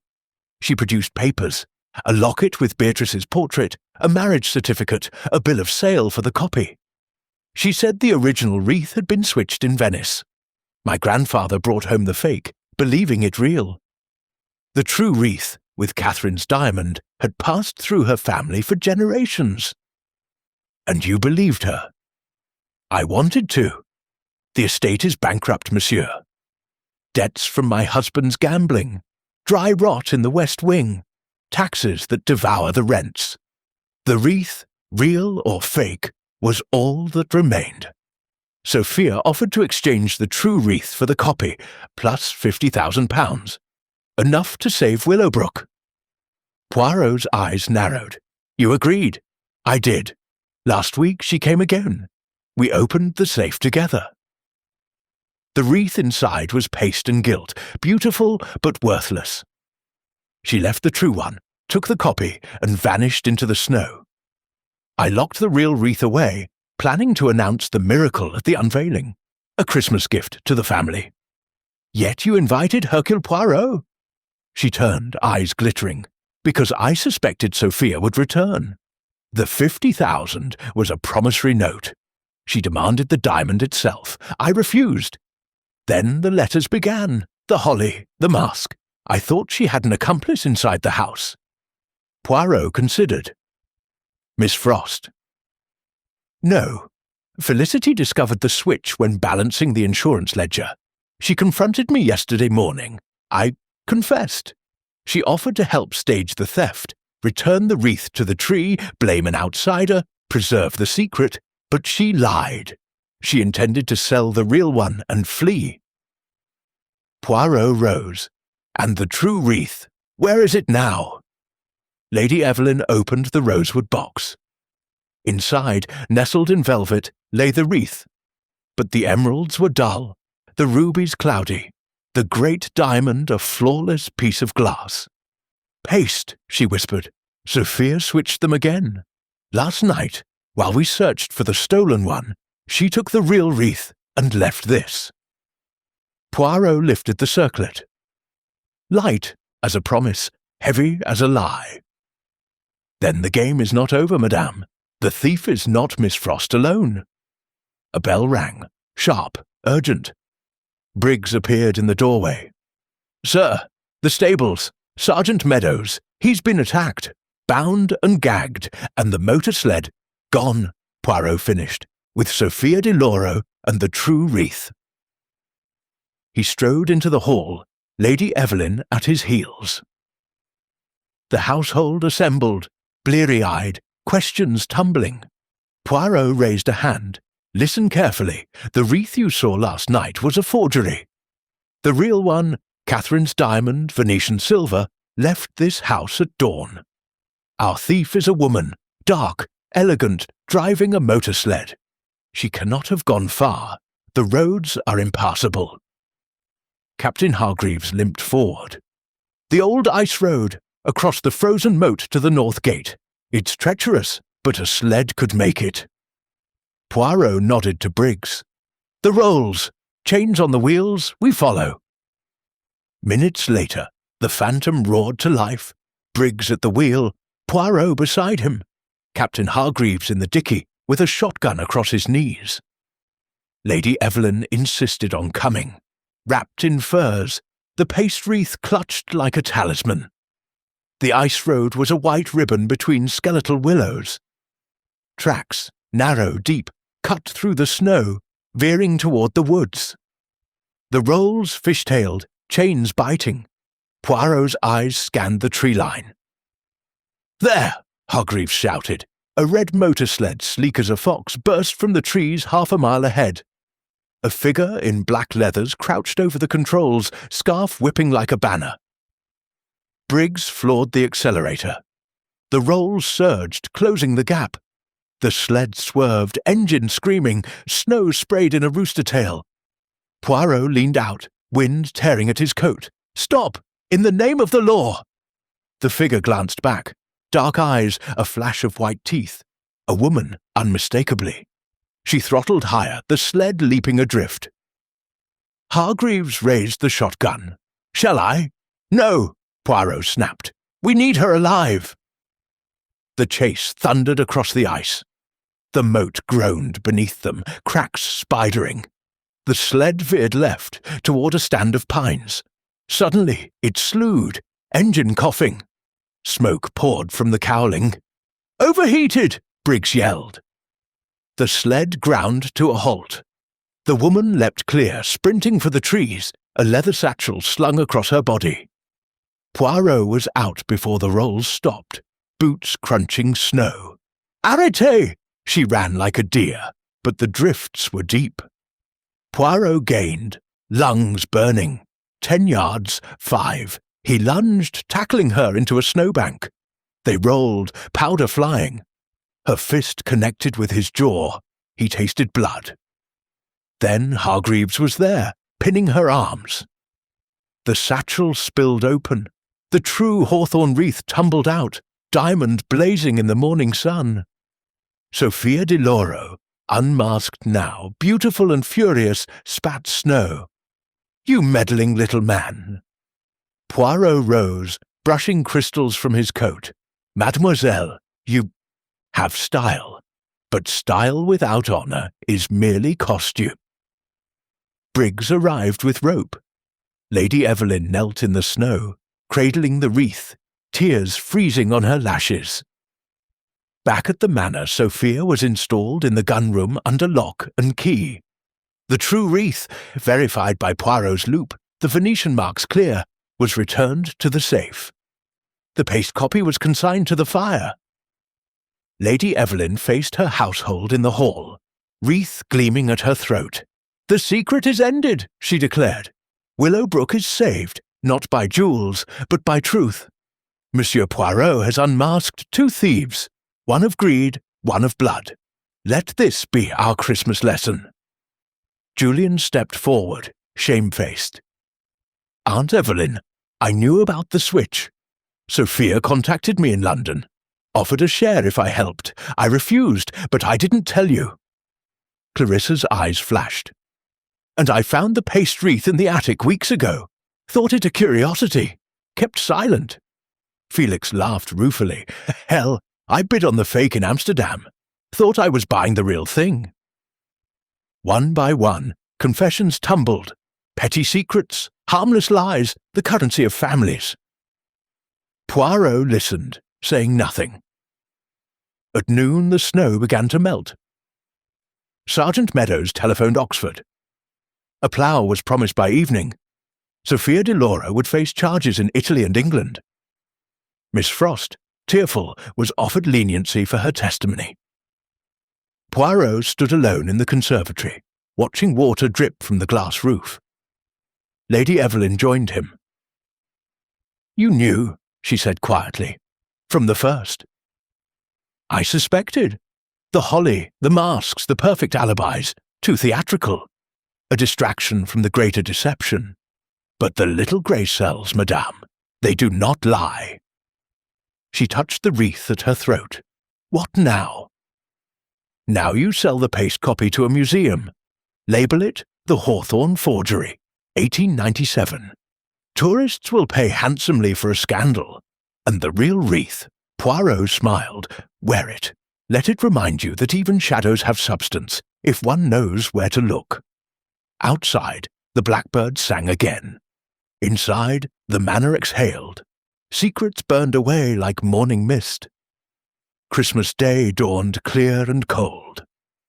The unveiling proceeded at noon, sunlight streaming through the windows, the true wreath blazing on Lady Evelyn's brow.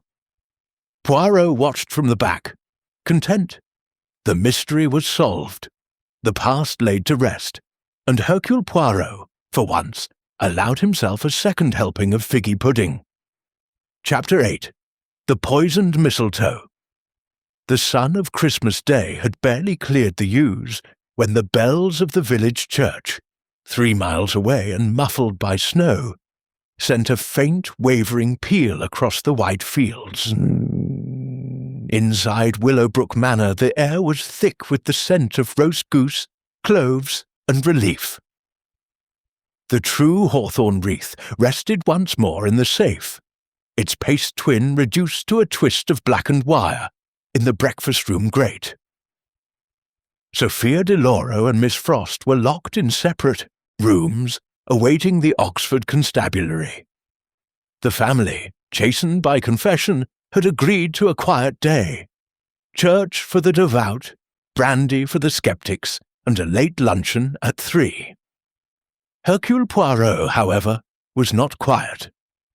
He stood in the conservatory, coat unbuttoned, examining a sprig of mistletoe that had fallen from the iron rafters during the night. The berries were white, waxy, perfect, except for one. A single berry had been pierced, a bead of clear liquid trembling at the puncture. He lifted it to his nose. Bitter almonds, faint but unmistakable. Cyanide. He wrapped the sprig in his handkerchief, pocketed it, and went in search of Briggs. The chauffeur was in the boot room, polishing the rolls until it gleamed like a black mirror. Briggs. Last night, after the wreath was returned to the safe, who entered the conservatory? Briggs did not pause in his circling. No one, sir. I locked the French doors myself at 1:30, keys on my ring. He patted the heavy bunch at his belt. And the mistletoe, when was it hung? 3 days ago. Miss Frost and the maids. Tradition says it must be up before Christmas Eve. Poirot nodded, and this morning found the fallen sprig when I opened the doors at 7, thought it had worked loose. Poirot's eyes narrowed. Show me. They crossed the hall. The conservatory was warm, humid, the glass fogged. The mistletoe still dangled in clusters, but one gap was obvious.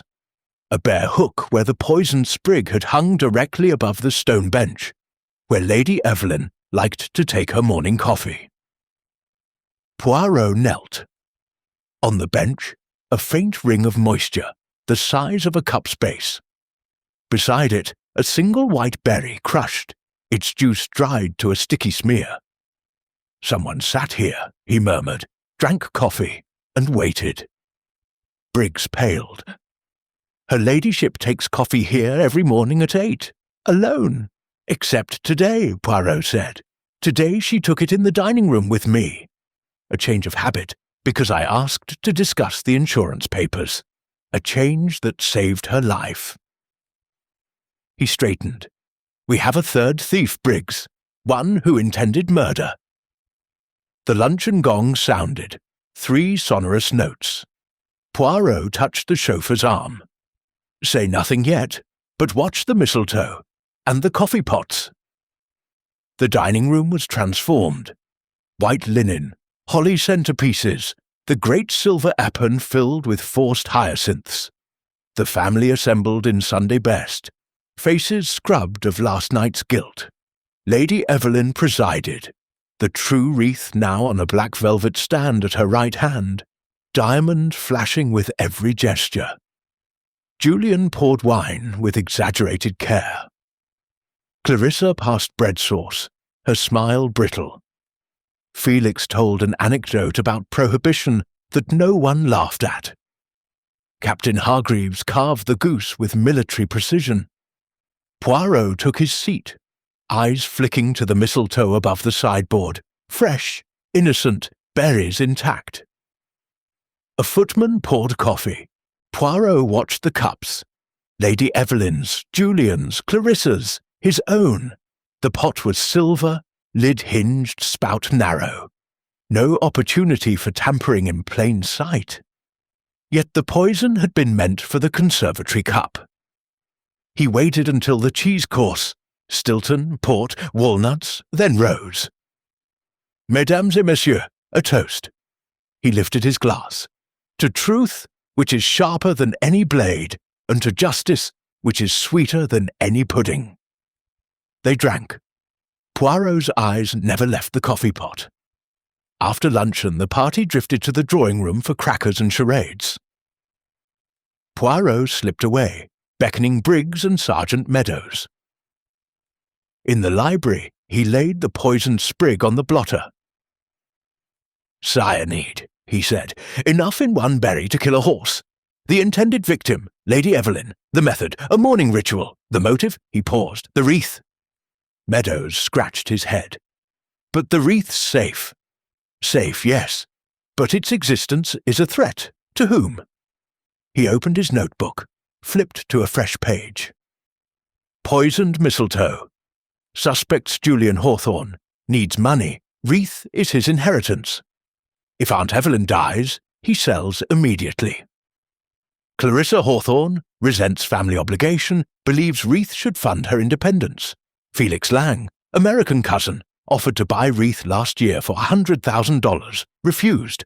Captain Hargreaves, war pension gone, gambling debts. Wreath could clear them.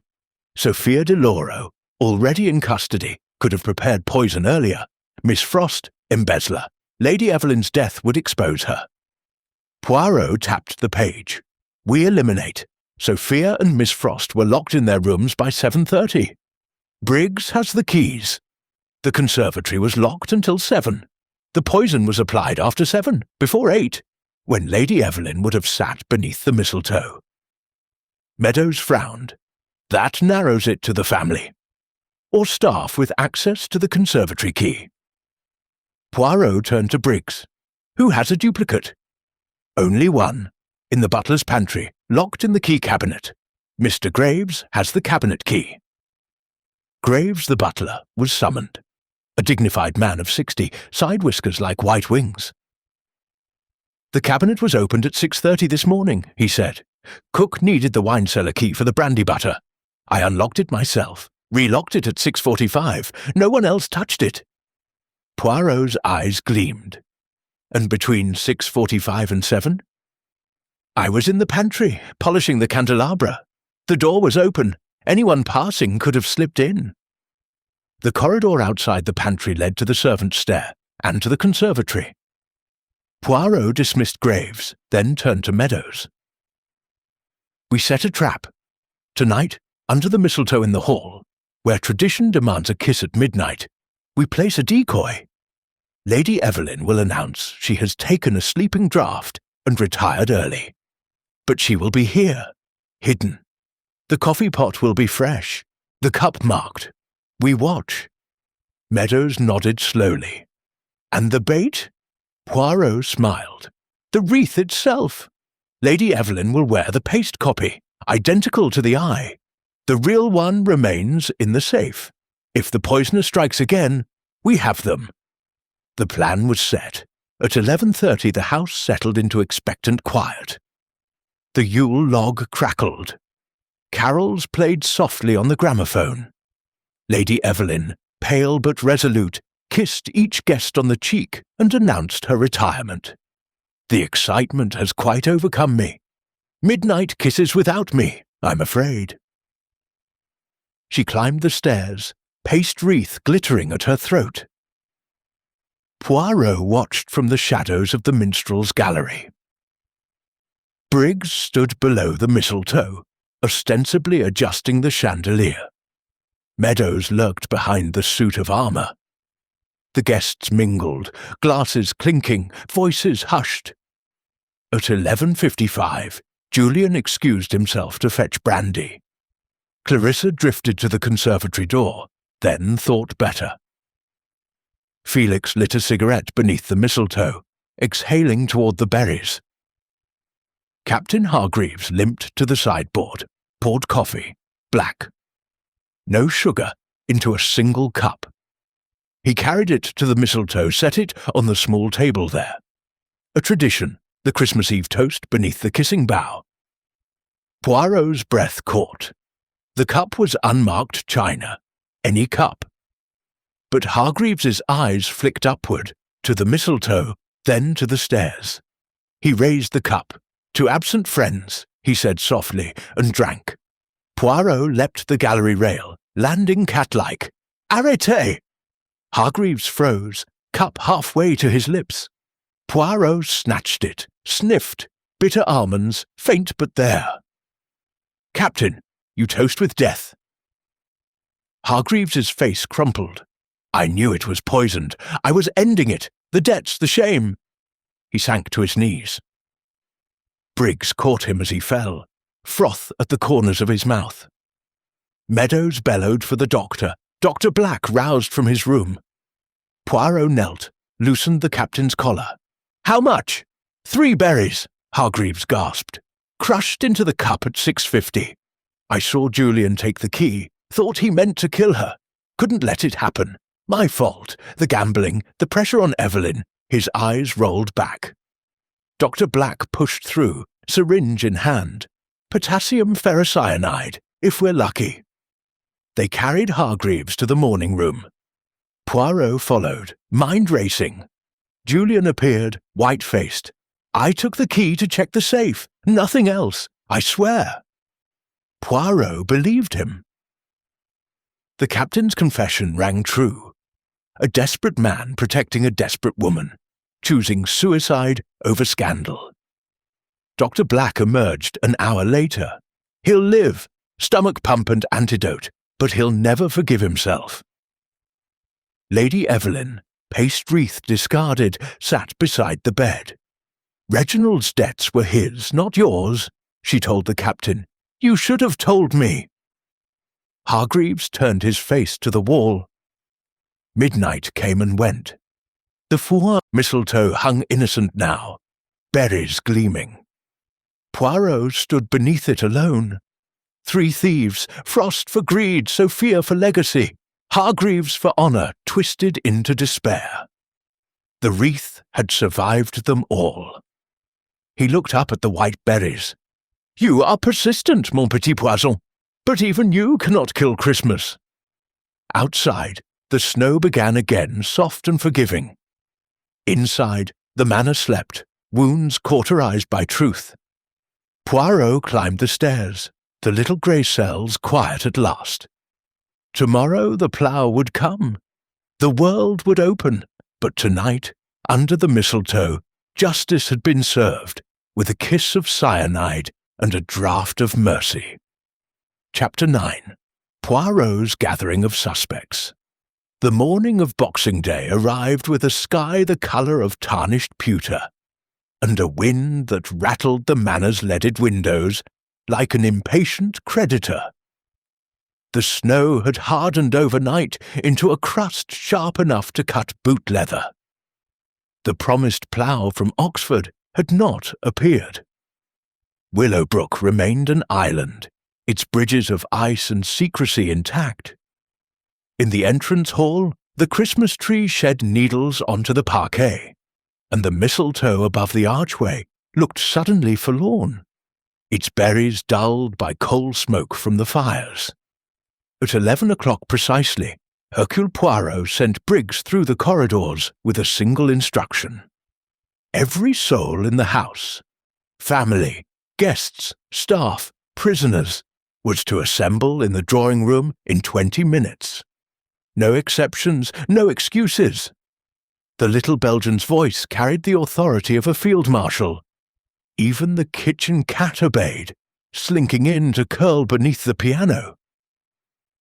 Poirot himself spent the interval in the library. He stood before the tapestry safe, now open, the true hawthorn wreath resting on its black velvet cushion.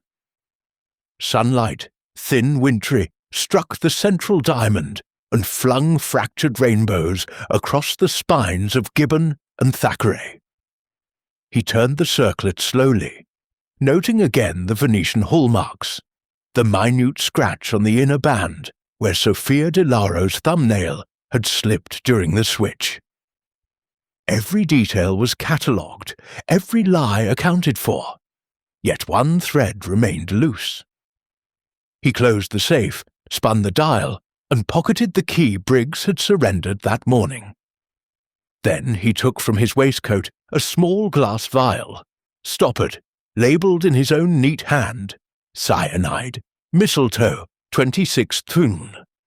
The remaining berries dissolved in distilled water, enough to kill a regiment or to prove a point. At 11:20 he entered the drawing-room. They were all there, arranged like pieces on a chessboard. Lady Evelyn occupied the high-backed chair by the fire, the paste wreath replaced by a simple brooch of jet. Julian and Clarissa flanked her, pale, eyes red-rimmed. Felix Lang lounged against the mantel, cigarette unlit. Poirot had forbidden smoking. Captain Hargreaves sat apart, gaunt and bandaged, a blanket over his knees. Dr. Black hovered with a glass of barley water. Sophia de Lauro, wrists in velvet, cuffs, stood between Briggs and Sergeant Meadows. Defiance in every line of her body. Miss Frost, hollow-cheeked, sat on a straight chair, hands folded as though in prayer. The artists, Crane, Wren, Quill, clustered by the window, whispering. Mrs. Finch dabbed her eyes with a lace handkerchief that had seen better decades. The staff lined the back wall. Cook, Graves the butler. 3 maids, 2 footmen, the boot boy, faces scrubbed, aprons starched, fear in every glance. Poirot took the centre of the rug. The fire crackled. Somewhere a clock ticked with the solemnity of a judge. Mesdames et messieurs, he began, voice silken yet edged, we have endured theft, forgery, embezzlement, and attempted murder. 3 wreaths have circled this house like planets, the true, the false, and the fatal. Today I tie the final knot. He placed the glass vial on the occasional table beside the rosewood box. First, the theft of the true wreath. He gestured to Sophia. Mademoiselle de Loro planned for months. She persuaded Lady Evelyn the original had been switched in 1897, a clever lie supported by forged papers. The exchange was made last week. Mademoiselle departed with the paste copy, believing it real. She returned yesterday, hid in the icehouse tunnel, and switched them again during the confusion of Miss Frost's staged theft. The motor sled was her escape, thwarted by snow and by Hercule Poirot. Sophia's lip curled. You have the jewel. Charge me and be done. Patience, mademoiselle. Justice is not a railway timetable. He turned to Miss Frost. You, mademoiselle, discovered the switch while auditing insurance values. Instead of exposing Lady Evelyn, you saw opportunity. You forged the anonymous letters, scattered holly berries, planted the duplicate key and Julian's mask, creating chaos to cover your sale of the real wreath to a Rotterdam dealer. You placed the paste copy on the Christmas tree, intending to retrieve the true one later, but Sophia outplayed you. Miss Frost's voice was a thread. I only wanted to escape servitude. Servitude ends with honesty, not larceny. Poirot's tone softened a fraction. You will return the embezzled sums. Leniency may follow. He faced Captain Hargreaves. Captain, your attempt at self-poison was noble in intent, misguided in execution. You believed Julian intended murder. You chose death to shield Lady Evelyn from scandal. But the poisoner was... He paused, letting the silence stretch until it snapped. None of you! A collective gasp. Lady Evelyn half rose. Then who? Poirot lifted the vial.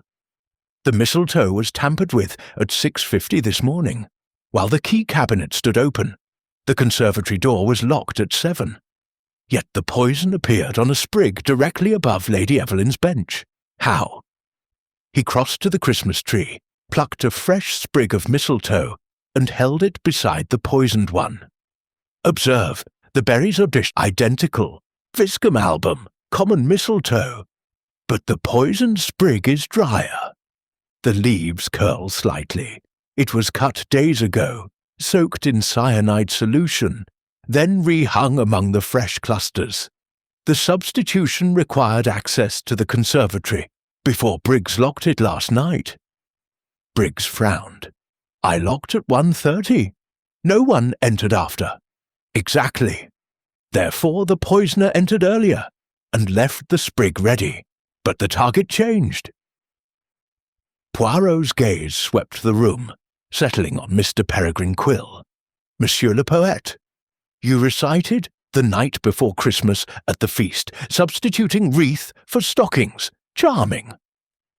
But earlier that evening at 7:15, you were seen by the boot boy leaving the conservatory with green stains on your cuffs. You claimed to be gathering ivy for your buttonhole, yet the ivy is in the kitchen garden. Quill's monocle slipped. I needed inspiration. The glasshouse atmosphere is humid. Mistletoe dries quickly when cut. You prepared the sprig then, intending to kill Julian.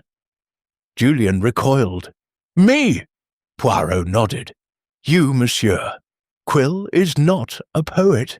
He is Peregrine Quiller Couch, former curator of the Venetian Museo Civico, dismissed for trafficking in Renaissance jewels. Sophia di Lauro is his niece. Together they plan to reclaim the wreath and silence the one person who could expose them. Julian, who met Sophia in London and suspected the switch. You refused her offer, but kept her letters. Dangerous knowledge. Quill's face crumpled. She was never meant to die, just frightened into selling. Lies upon lies. Poirot produced a folded letter from his pocket, Julian's confession from the night before. You wrote to Julian, dispose of the evidence or the wreath will be your shroud.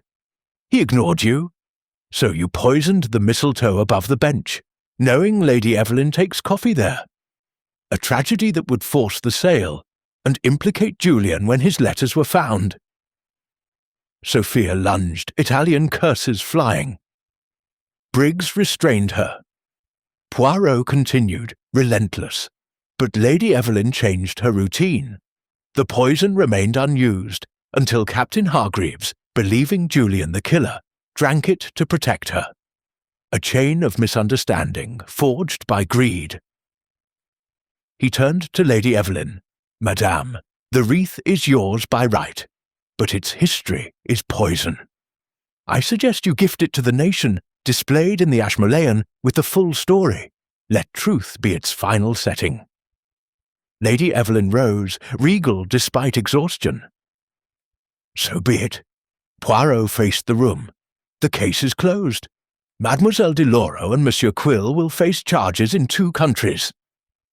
Miss Frost, restitution and probation. Captain Hargreaves, compassionate leave from his own conscience. The rest of you carry the lesson. Secrets rot faster than holly. He placed the vial in Sergeant Meadows's hand. Dispose of this, and have the mistletoe burned. Of it. As the room emptied, some to pack, some to weep, some to stare into the fire, Lady Evelyn approached Poirot. You leave today. The plough comes at 2. I have a train from Oxford at 4. He smiled, the first genuine one in days. London calls, and a cup of proper chocolate. She pressed the paste wreath into his hands, a keepsake from a grateful family. Poirot bowed over it. Paste or diamond, madame, both are symbols. One of deception, one of endurance. I prefer the endurance. Outside the wind dropped. The snow began to melt in earnest, rivulets running from the eaves like tears long held back. Inside, the drawing-room fire settled into embers. Poirot stood alone beneath the archway, the mistletoe now gone, the air clean. He touched his moustache, satisfied. Order restored, justice served. And somewhere in the distance, church bells rang for a new day. The little grey cells, he reflected, had earned their Christmas rest. Chapter 10. Resolution Under the Stars.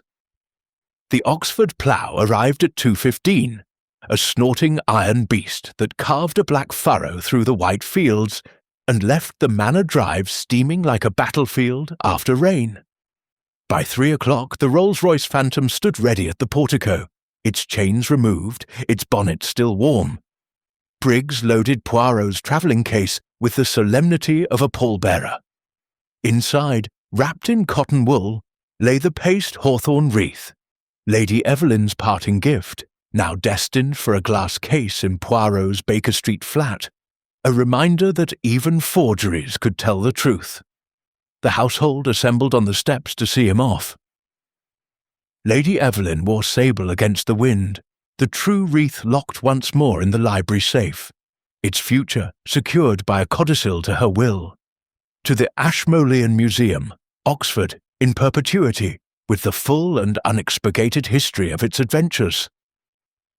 Julian and Clarissa stood side by side, no longer rivals, but conspirators in survival.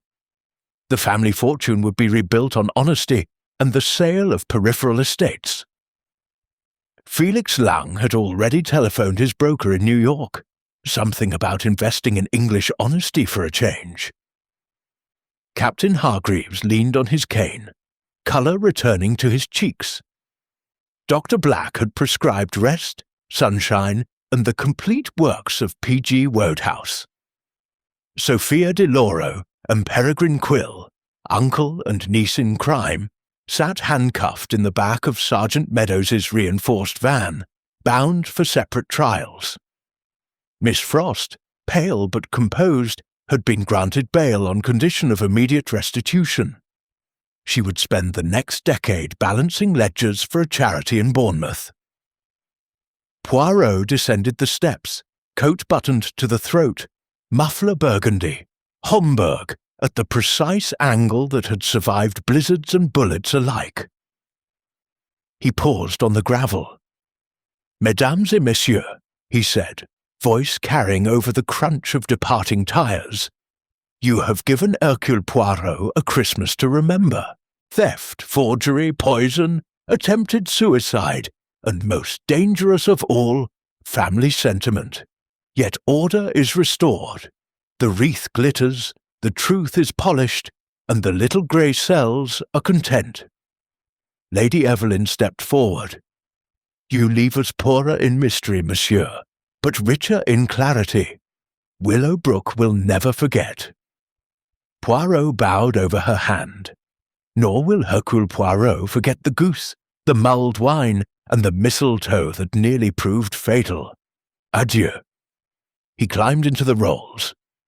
Briggs closed the door with a soft thud, took the wheel, and eased the car down the drive. In the wing mirror, Poirot watched the Manor shrink. Gables, chimneys, the Christmas tree visible through the mullioned window like a green flame.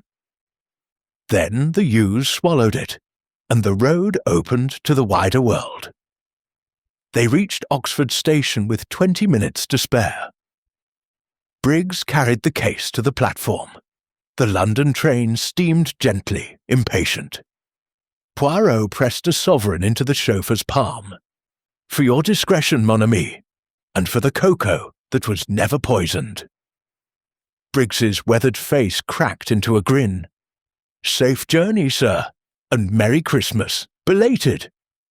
Poirot boarded, found his compartment, settled into the corner seat. The guard's whistle shrilled, wheels turned, the spires of Oxford slid past like a dream receding. He opened his notebook for the final entry. Willowbrook, 26 foot in conclusion, true wreath, Ashmolean, 1926, paste wreath, Baker Street, souvenir, thieves, 3, Frost, Deloro, Quill, poison, mistletoe, cyanide, 3 berries, motives, greed, legacy, silence, saved by, change of habit, captain's sacrifice, little grey cells, moral, even Christmas cannot escape order. He closed the book, slipped it away, and took from his pocket a small tin of crystallized violets, a gift from Mrs. Finch. The train gathered speed, fields blurring into watercolour. He allowed himself one sweet, then another savouring the sugar and the silence. At Paddington, the sky had cleared to a hard, perfect blue. George waited with the Daimler, impassive as ever. "Productive journey, sir." Exhausting, George. But the English aristocracy, mon Dieu, they are more dangerous than the Orient Express. George stowed the case. "Home, sir?" "Home and a bath, and chocolate, thick, dark, and unpoisoned." Baker Street welcomed him with gaslight and the faint scent of coal. In the flat, the fire was laid, the evening paper folded to the crossword. Poirot hung his coat, placed the paste wreath on the mantel beside a photograph of a duchess and a bronze bust of Napoleon. He studied it for a long moment. The dull emeralds, the cloudy rubies, the glass diamond that caught the lamplight and threw it back as honestly as it could. A forgery, yes, but one that had survived fire, flood, and human folly. He poured chocolate from the simmering pot on the spirit lamp, raised the cup in a silent toast. "To Christmas," he murmured, "to wreaths of holly and wreaths of lies." and to the little grey cells which untangle both. Outside, London settled into the quiet of Boxing Night. Inside, Hercule Poirot sipped his chocolate, the fire crackled, and the paste wreath gleamed with a light all its own. The mystery was ended. The holiday, for once, was truly merry.